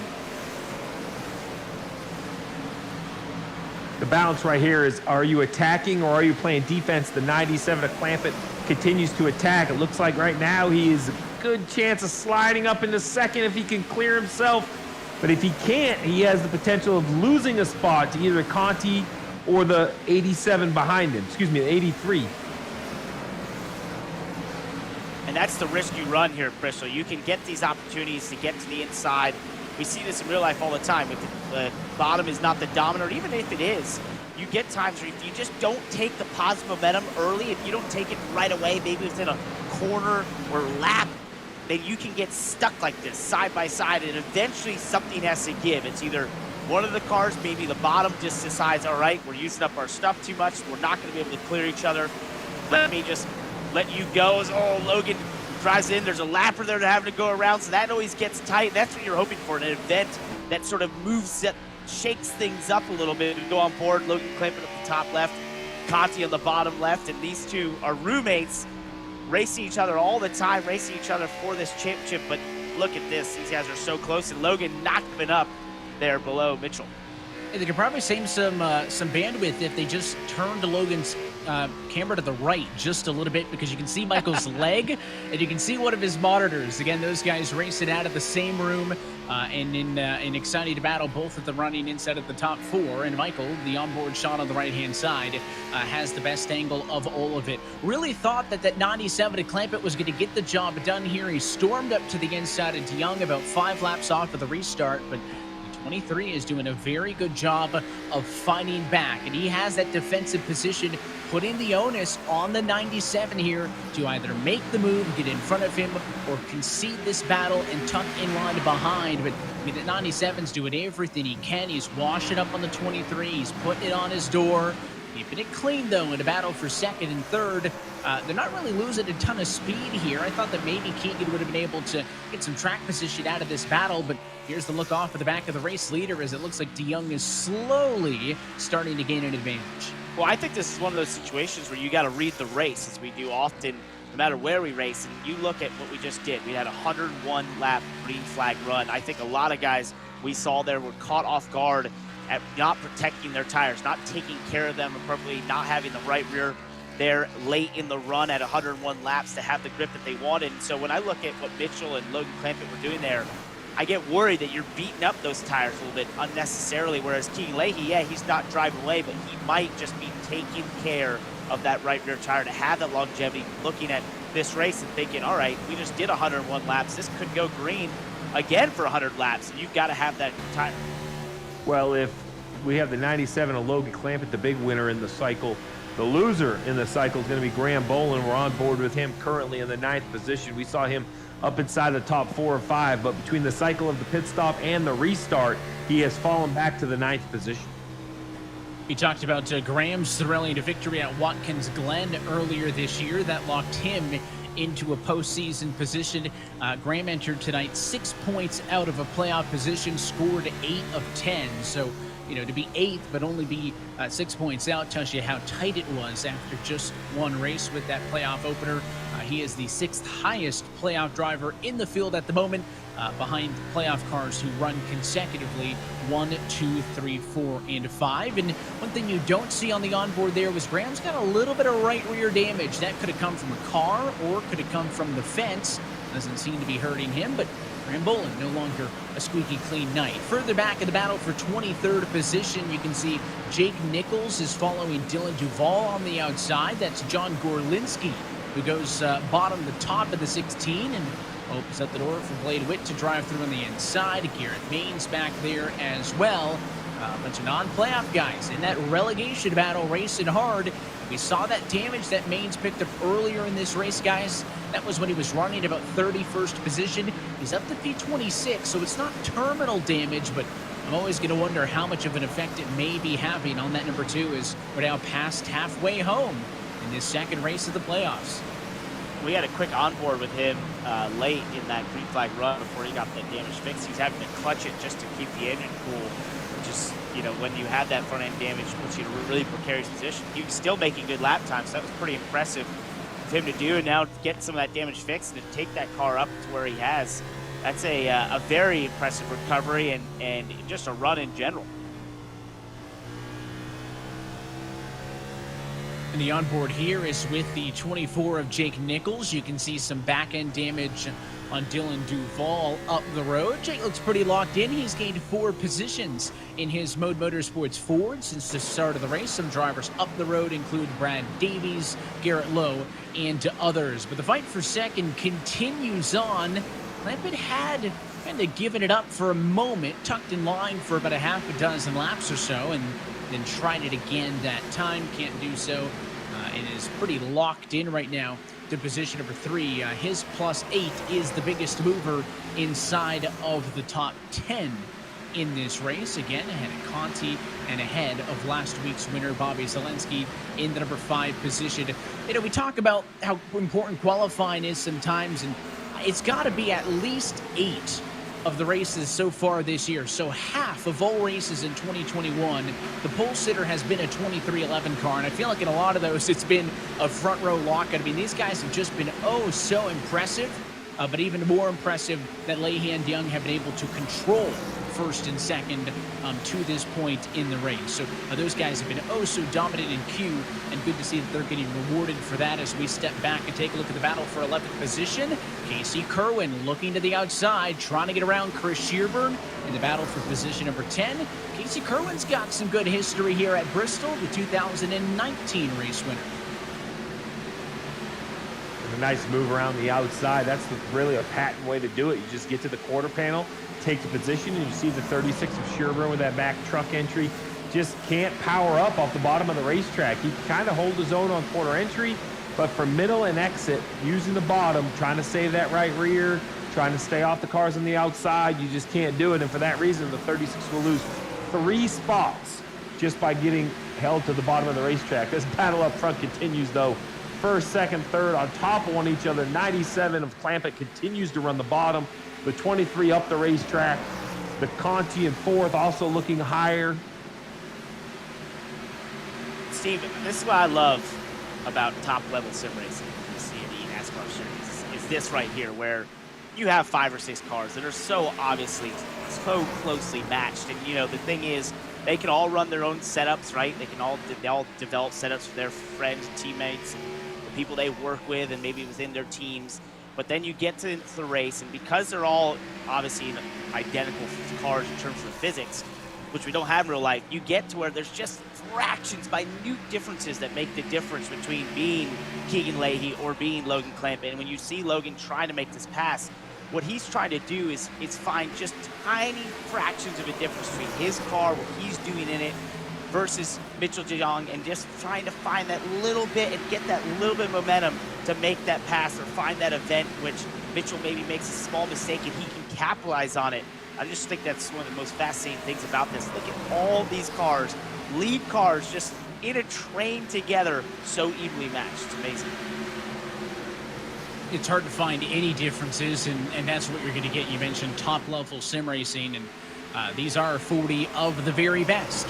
We talk about how, you know, the relegation is such a fascinating aspect of this. I join you, Parker, in the opinion that I think that's one of my favorite things about this series, right, is it is always so intense to be able to stay in, because you know that if you go down to that qualifier series, it's going to be far more competitive than any qualifier series has ever been, because more drivers are trying to get to this level year after year, and it forces you to be better, to find those thousands over the course of a career, or over the course of a season, or maybe in this case, in the battle for second and third, find those thousands of a second over the course of a battle, you know, in a race and in a run. And forces drivers to be super competitive. We are inside of 100 laps to go. Let's take in the sights and sounds of Bristol Motor Speedway and go iRacing full throttle.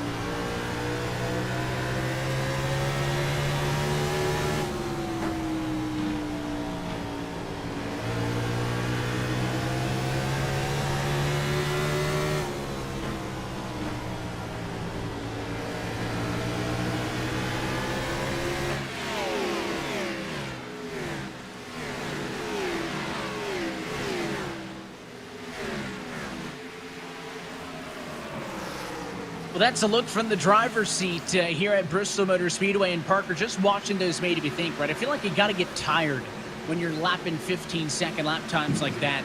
Yes, on the sim, it is not like being in the race car at 120 degrees, but you've done both. When you do a race like this at Bristol or some of the other longer endurance type stuff here on the iRacing service, do you get physically tired? Is it mentally fatiguing? I mean, where does that set in since you've experienced both?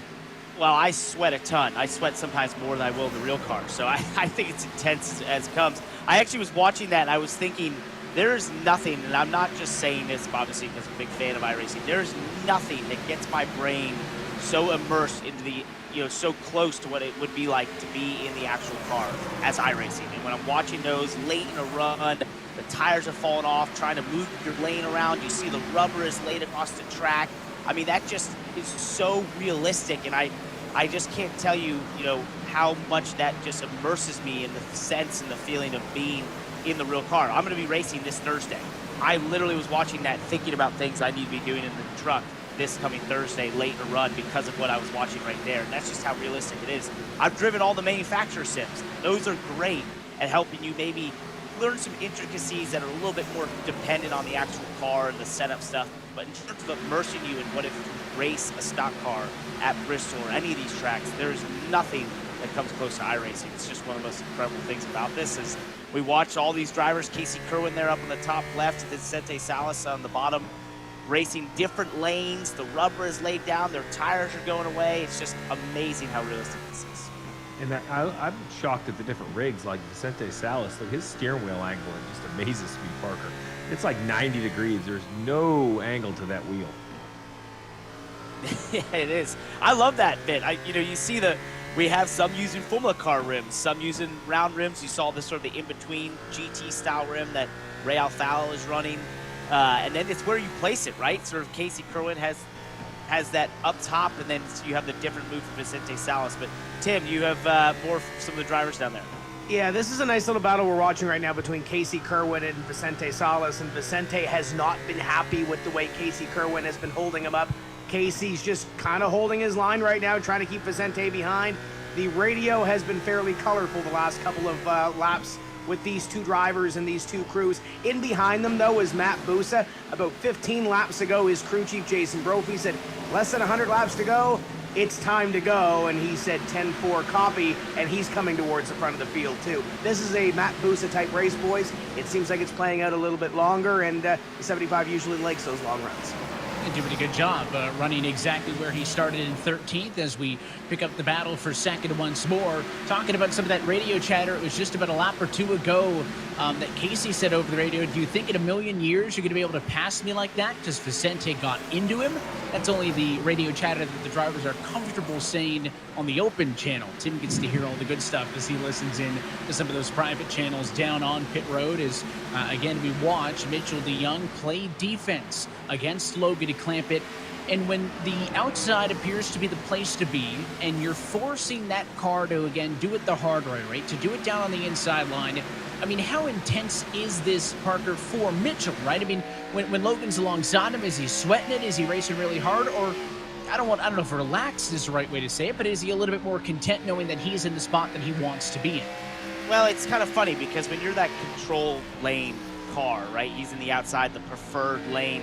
It's sort of a, give me your best shot, right? In terms to Logan is what he's saying. And therefore, it's really, you're in sort of the best position as well. He actually went to the bottom there, let Logan maybe get to the outside. This is going to get the pass done, I think. Maybe just hand him one here, which I was going to say, when you're in that control lane, you can kind of just run there and let them do their thing. And as Logan's definitely going to make this pass up top, that's pretty impressive to get done. I don't know if Mitchell maybe was just thinking, hey, look, we've used our tires up a lot. We're really beating these up. It has a green flag feel. Maybe I'll just let you go, stop trying to fight you and fend you off and see if I can protect some more tire to save for the end, as these leaders will eventually catch traffic and you're going to want to have all the tire you can. You were just spending so much time, Steve, talking about how, Mitchell was in the better position because he had his spot, and the second Logan Clampett got to the outside, he passed him like it was nothing. That was after, this has been a stint that's been about 78 laps long. He's been hounding Mitchell for the better part of that, but the second he got to the outside, got it done in a heartbeat and is now pulled away significantly from DeYoung and is trying to close in on the race leader. Yeah, I'm surprised that Mitchell allowed the 97 to get to his outside.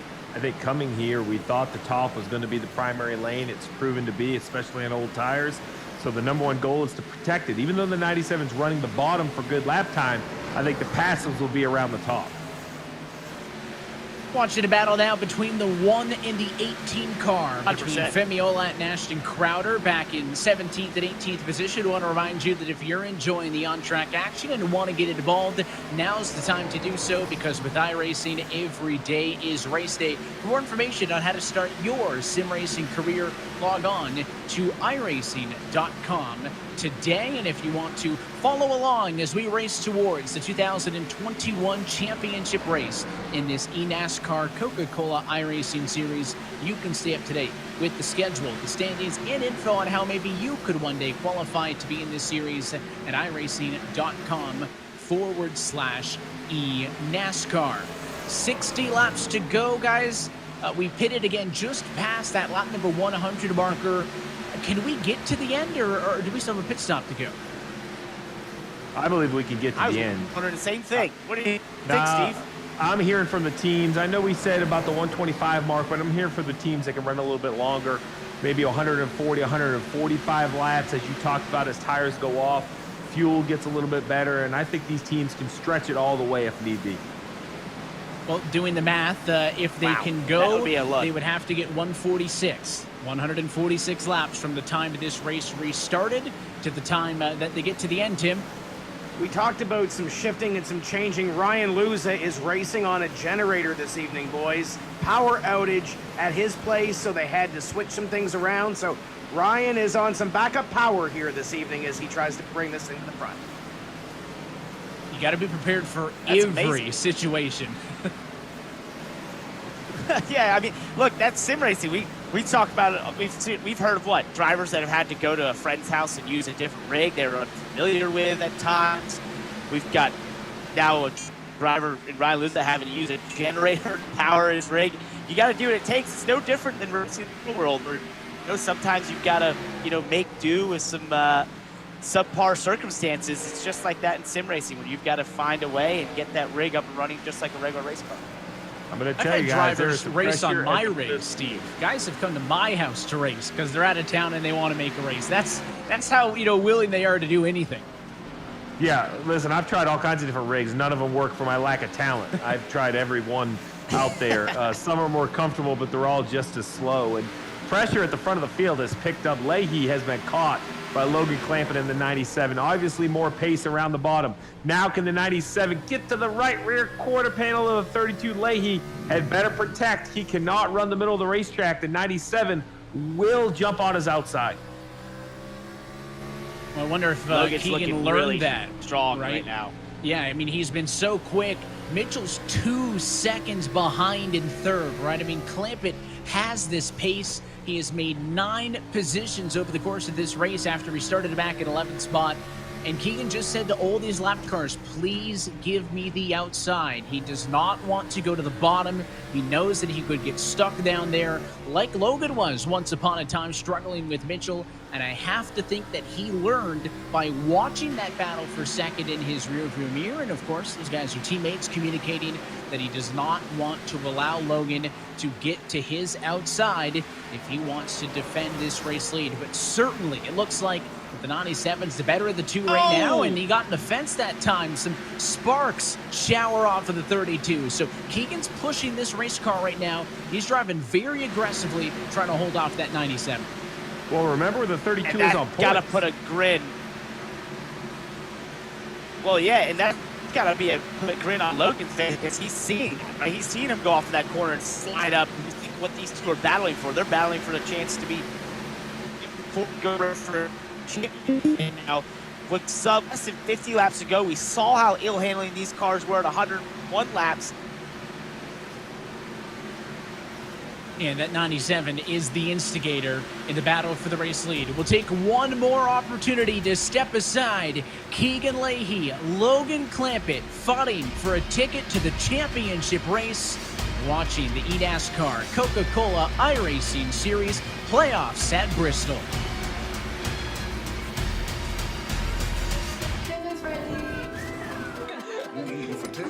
We've learned to savor the moments that were always there. And they never tasted this good.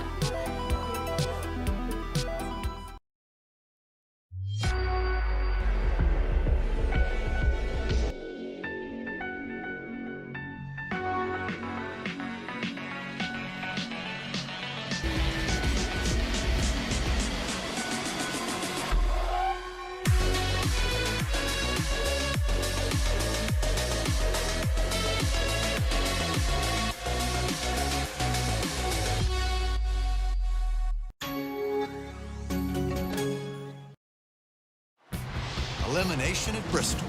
What a way to go out. It's Bristol, baby. Under the lights with nowhere to hide. Where fenders don't just get bent. They get slammed, dragged, and dropped off. Heavy damage. And where 4 drivers' seasons will be swallowed whole by the deafening roar of the last great Coliseum. The NASCAR playoffs continue at Bristol, Saturday on NBCSN.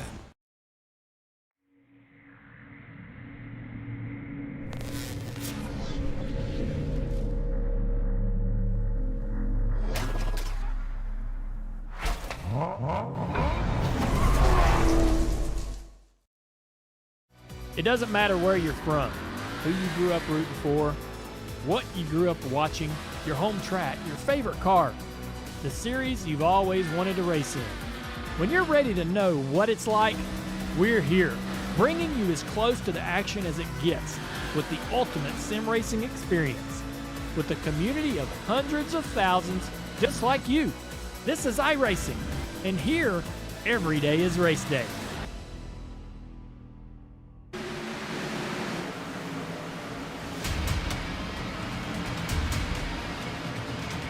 And back live from the virtual Bristol Motor Speedway, coverage of tonight's race brought to you by Coca-Cola, the official fan refreshment of eNASCAR. By Asus, the official gaming hardware partner of the eNASCAR Coca-Cola iRacing series. And by Logitech G and the Logitech G923, the official wheel and pedal of the eNASCAR Coca-Cola iRacing series. Into the home stretch here from the virtual Bristol Motor Speedway, Logan Clampett is on the hunt. You're on board with the Logitech G camera with the driver riding right now in second.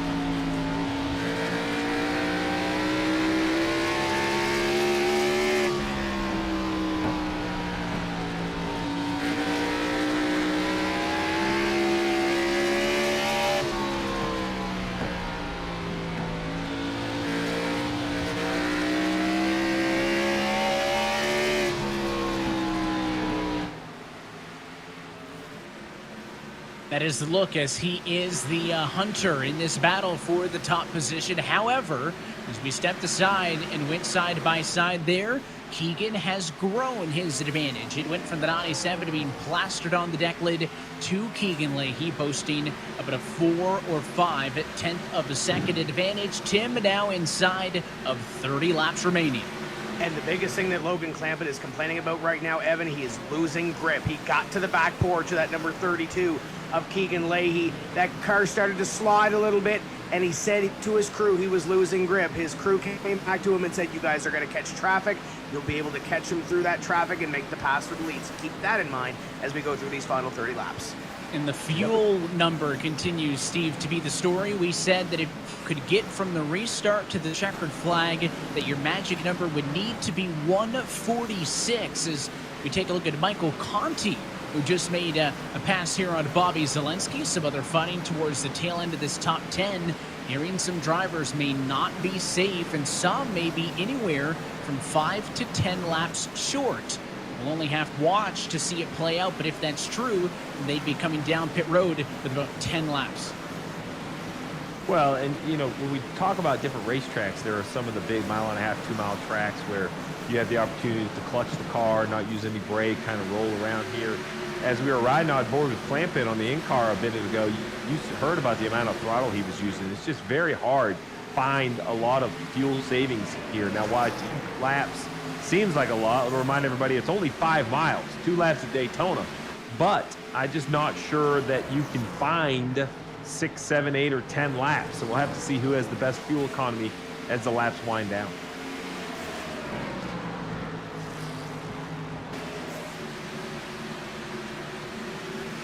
Sounds like all of the playoff drivers may be good on fuel.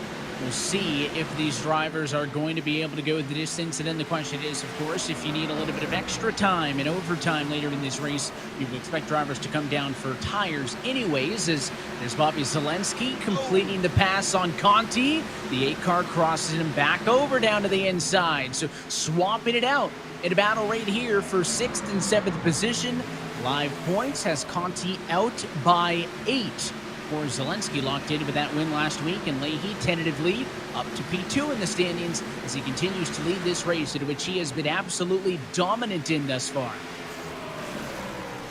He has been, and one of the most impressive things, if I don't sound like a robot anymore, has been that his ability to drive back away from Logan Clemens, who got right there to him, was running him down, seemed like the strongest car on the racetrack, and then Keegan Leahy was able to stretch the lead a little bit more. Maybe was saving his tires. We saw him slide into the wall a little bit, but definitely has found a little something here as they've caught traffic to get away from Logan Clemens, which is pretty impressive. To give the fans an idea, these guys started in about a 14.7, 14.8 second bracket for their lap times. Currently 16 flat for the leader, so slow down over 1 second because of the tire fall off. That's where I think some of the fuel economy comes from, is just they're out of the gas because they're running a second slower. And you can see your top 3 as we take in the beautiful sights of a night race at Bristol. Virtual, real, doesn't matter. Good place to catch a race. You can see at the top of your screen, your top 3 drivers now has Ryan Luza in 3rd. For much of this race, playoff drivers had run 1, 2, 3, 4, and 5, right? That's been the talking point, but a couple of drivers are really good late in this run. There's the 4 of Luza. He's up to a race-high P3, about 1.4 seconds off, and a caution late in this race. It is Graham Bolin, who has had issues. You just saw that 10 car come back around. Oh, now we're wrecking again under the caution flag. More drivers just wrecked under the yellow. Zach Novak was involved. Kane Cook also involved. And I think I saw somebody else, Ashton Crowder maybe. So a lot happened here at once. And now, well, this race gets flipped on its head. Forget about the fuel strategy. We got a shootout coming up next. Let's see what happened to the 10 of Bolin. And this is big. 2 playoff drivers. Vicente gets into him and sends the 10 car around. Just looks like a little bit of a lack of patience. You can see the right rear of Graham Bolin's car is beat up, maybe from hitting from already hitting the wall maybe or something. And then Vicente just gave him that little bit of a tap. The tires are so far gone on these cars. It just takes that little bit. And then we had this incident. That's Ashton Crowder. Hold, it's just chaos ensues. This is what we've normally seen out of Bristol wrecks, where they, suddenly one car hits off another and, the chain reaction occurs. So 2 wrecks almost simultaneously happening late in this race, and there's one driver who probably did not want to see this, and that was Keegan Leahy, who had this race in control. Now has to fend them off with new tires. Well, back to the original wreck. He just got it figured out, Steve. Well, I was going to say, back to the original wreck, Vicente Salas, we've heard him on the radio a couple times tonight. He's just seemed to be either feeling the pressure of the playoffs or just a little impatient. He's been mad at 2 or 3 different drivers, and then I just feel like made contact with the 10, sent him off into the corner. So I have to put that one on Salas, as we see the 32 and 97 look like they'll leave pit road in the same order they entered. Vicente came into this race 2 points out of a playoff position. Graham Bolin came in 6 points out. Contact in any manner, not good business for anybody. The point that I was making about cars that were making a late charge wasn't quite done yet. Luza had gotten 3rd, guys, but I was going to say watch out for Steven Wilson, who has gained 27 spots and has driven up to position number 5. I wonder if this late race restart and him being much closer could help him out as well. He and Luza were very good. Can they have that speed on the short run, or was it really just a long run thing? And this restart will be likely at about 11 laps to go. You saw a quick look there at your live points. Keegan has been oh so dominant. I don't know if the stat sheet will actually reflect that he has led every single lap of this race tonight, just because we pitted under yellow, you got split pit roads, and also that pit cycle a little bit earlier on in the race as well. But for all intents and purposes, he has absolutely been perfect. And He will have to survive one more go at it on a restart. There's Wilson up to P5. And, you know, Leahy had been really good, guys, on those first 2 restarts of the night. But, I mean, he's got a lot of fast race cars, including that man right there, including fellow playoff competitor Logan Clampett, who's going to be right alongside him. This is going to be interesting because he was fastest in qualifying. This is a short run. He was worried about his maybe long run pace, but he's proved that to be not an issue. Let's see if he has that short run pace or if Logan Clampett has a little bit more speed up his sleeve in the short run and can challenge King Leahy. Pace car going to be in this time. Restart with 11 laps to go from Bristol. Leahy wastes no time. Green flag back in the air, and he'll pull 4 car lengths down to turn 1. That is a monster restart, but Logan still has a lot of momentum up top. And 97 looks good. He made up all 4 of those car lengths in just 2 corners. He is back on the bumper to 32. They're side by side, third behind. Lewis on the inside. Oh, and they're wrecking. It's Wilson. He spins, and Michael Conti is involved. Vicente Salas involved as well. And 2 major playoff drivers involved in that accident. Chaos. This is the Bristol we know. It looks like Steve Wilson had got up there top 5, just came off the corner, went up into Bobby Zelensky there. Maybe just got a tick loose off the bottom, was trying to put the power down. Cleared Bobby Zelensky. Oh, yeah, and just got into the side of him. And that's then, you know, at that point, up that high up in the field, to then come back across the racetrack, you just assume there's going to be so many cars that also get involved after that.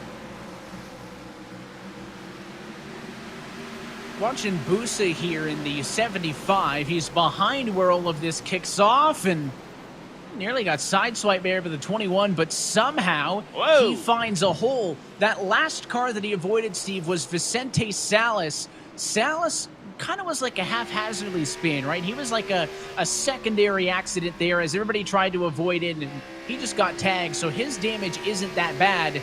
But you can see up the road there, I mean, Michael Conti goes into the fence and he gets obliterated. Bryant gonna squeak through once, not twice, to get through. But the big thing I take away from that is that Michael Conti got absolutely obliterated in that accident, and that is huge.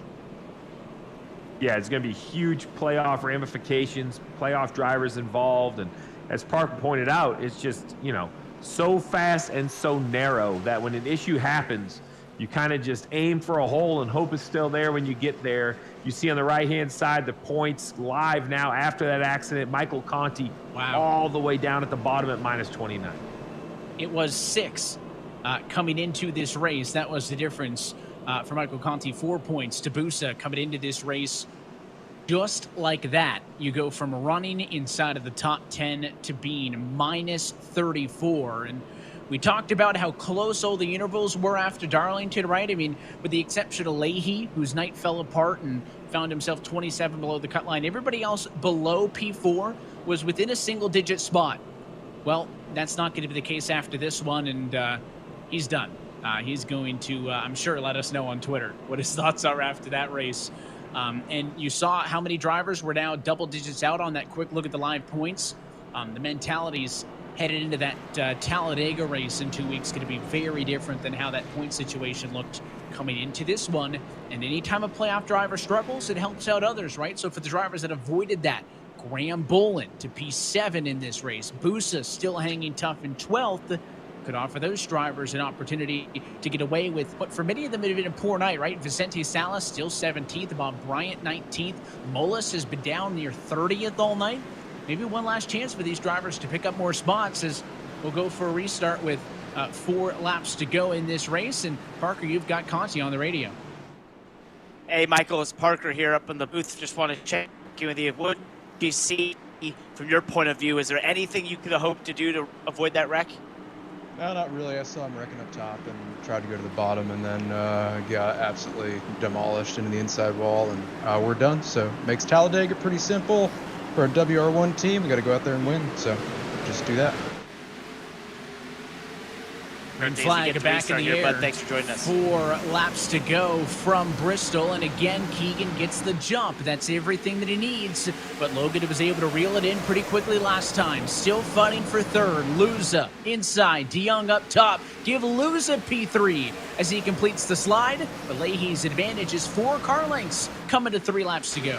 Leahy went so quick, I thought he might hit the pace car. Pace car turned left, and Leahy accelerated, and he's using that lead now with 3 to go. Bell took the bumper off it. Now 2 laps to go. He needs to get to the white for this race to be official. There's lots of side-by-side. P6 on back. That's what you're just hoping for in Keegan's position. Just get to that white flags. He sees it there. This race will be official. He's absolutely dominated this. He knew he had to come in here and find victory lane. Looks like he may do it, Evan.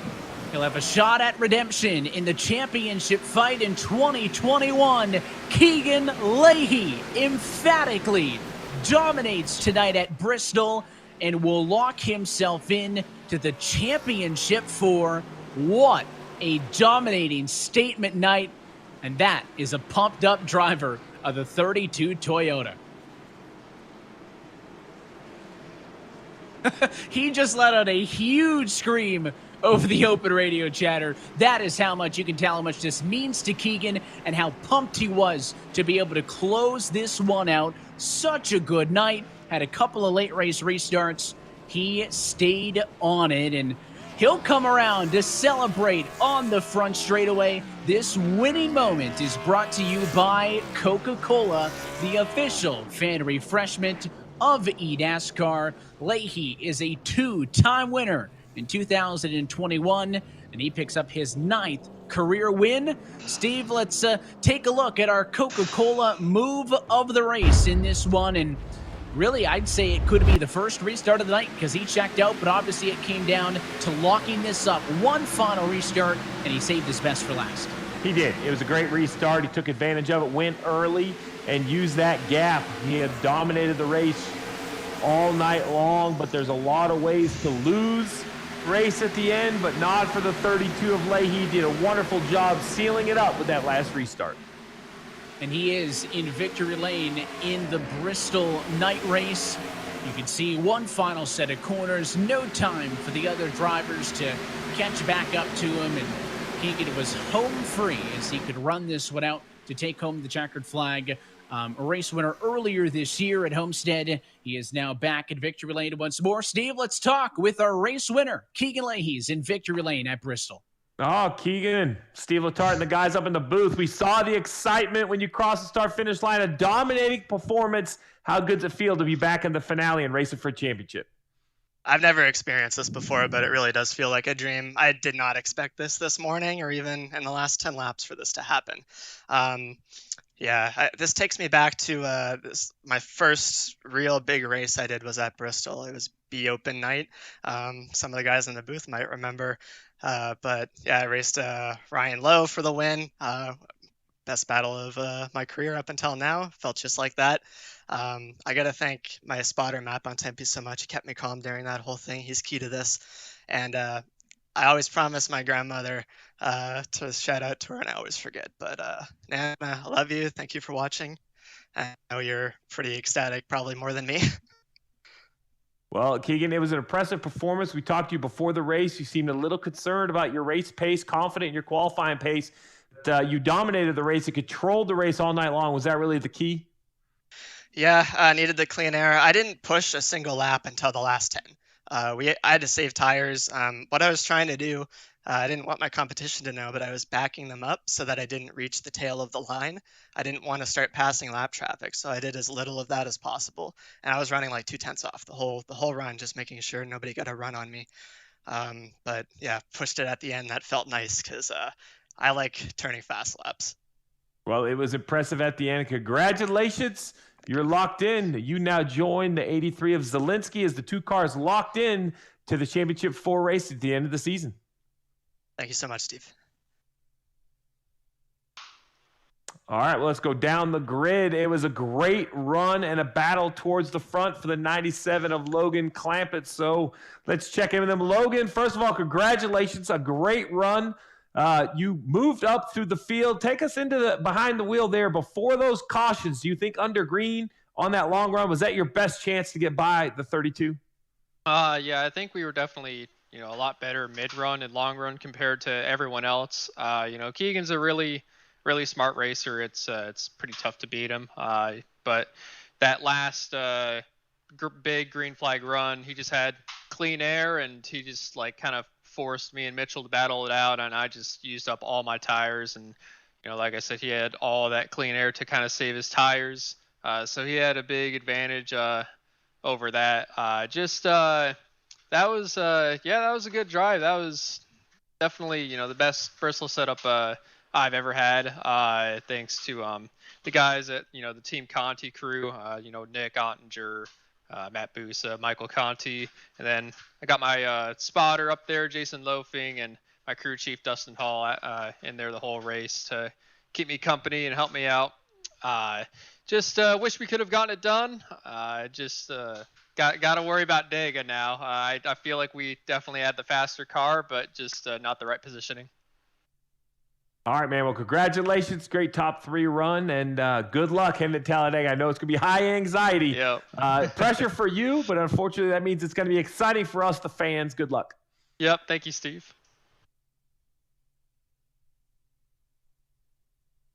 All right, let's catch up with third place finisher Ryan Luza, who came on very strong there late. Ryan, I got to check in terms of that pace you had there. Did that surprise you at all to have that pace late in the race and you started to move up? It really did. The first run I was kind of struggling. I was really, really tight. And in our practice race yesterday, I was tight in the first run and then loosened up in the second run and blew my right rear off. So I wasn't going to do that. And I just ended up putting the brake bias down as far as I could go. And I guess it was perfect. I kind of got to sit there on the bottom and save my tires. We were super, super fast there at the end. I wanted to go green, but I think Keegan was able to save too much out front. But I think we could have got Clamp and maybe, started running down Keegan. But yeah, it really surprised me. Just really good changes as the race went on, and the car, I guess, just came into the track as it got more rubber. So we also got to ask you racing on a generator tonight, having to power that rig? It is very hot in here. It's like 85 degrees. I don't know, on that long run, I was just dripping sweat. Every now and then, I guess the generator wasn't pulling the right wattage or ampage or whatever, and my backup power supply would start beeping. So that was kind of sketchy, but everything hung on. Really, really glad we had all this set up just in case. So thanks to my dad for that. Without him, I would not have raced tonight. So really thankful for that, for sure. That's incredible, man. Well, great job, and congrats on being able to make it all the way to the end and all of that surviving. Thanks, Parker. Just want to thank XSET, Ghost, HyperX, everyone involved for staying on with me. It's been a rough year. Starting to turn it around. Just didn't really have the luck this year, but back to running up where we belong.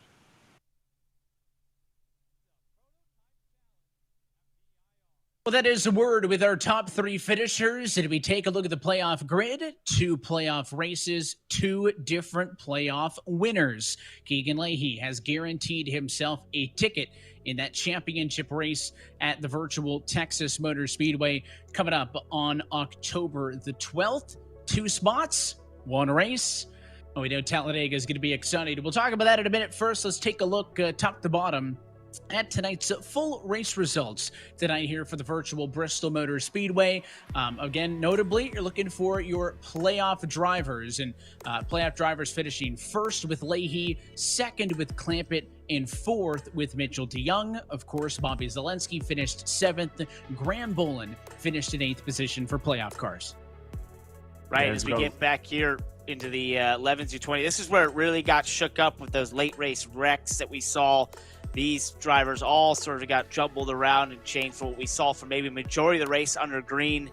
But as we look down here, Vicente Salas, who got the back there of Graham Bolin and caused some of those yellows, that really changed things. Yeah, as you go back even further, most of these guys at some point were involved in some sort of accident. Garrett Baines all the way down there at 29th. We were on board with him earlier in the race when he got some damage to the nose. He was able to get that through. And then all the way at the back, you see the cars multiple laps down, including Michael Conti in that 8 involved in that big accident. Very impressive stuff to round out the running order here at Bristol. And It's funny because all season long, guys, we talked about the win in, you're in, right? And there were some drivers who only advanced because of a win. If wins didn't count for this postseason, Keegan would still be dead last in the championship standings. I mean, he'd be pretty down there, but because he's up there, he is primed. And if there was one race that I do not want to determine my fate, it would be a plate race. And that is coming up next, guys. 2 weeks' time. How about Talladega? Well, if I am either Zelensky or Keegan Leahy, I'm excited to go to Talladega, enjoy myself, try to help my teammates, try to advance. But in the end, anything can happen at Talladega. That's why the fans love it. That's why the competitors dread it, fear it, have high anxiety. But it takes a little luck, but it also takes good, smart driving. Parker knows he's gone to victory lane there in a NASCAR race. So Parker, you have to miss the big wreck, but you also have to make the right decisions, and it can come down to the last quarter mile heading through the trial.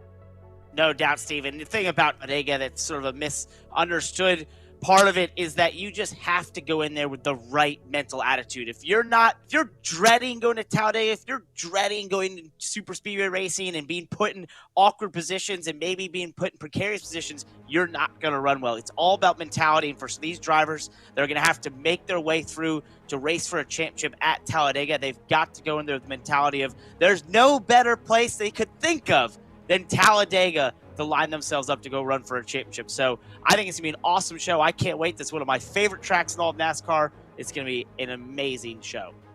You said it talking with Logan, right? Not great for some of the drivers, great for us because it's going to be an awesome show. Some drivers may sleep better than others after this one, but unless you're Bobby Zelensky or Keegan Leahy, there's a lot on the line headed into that Talladega race. But until then, that is it for us here tonight from Bristol. So on behalf of our entire team behind the scenes at iRacing and NASCAR, and for your broadcast team tonight, for Parker Klickerman, Steve Letarte, and myself, Evan Pasocco, I want to thank you for joining, and congratulations to Keegan Leahy, the two-time winner this year. He is locked in to the championship battle. We are back in 2 weeks' time for the final race of the first round from the virtual Talladega Superspeedway on Tuesday, September 28th. That race and every race of the 2021 eNASCAR Coca-Cola iRacing Series playoffs can be found right here on the iRacing Esports Network and streaming live at eNASCAR.com. Until next time, good night from Bristol, where Keegan Leahy has locked himself in for a shot at championship redemption.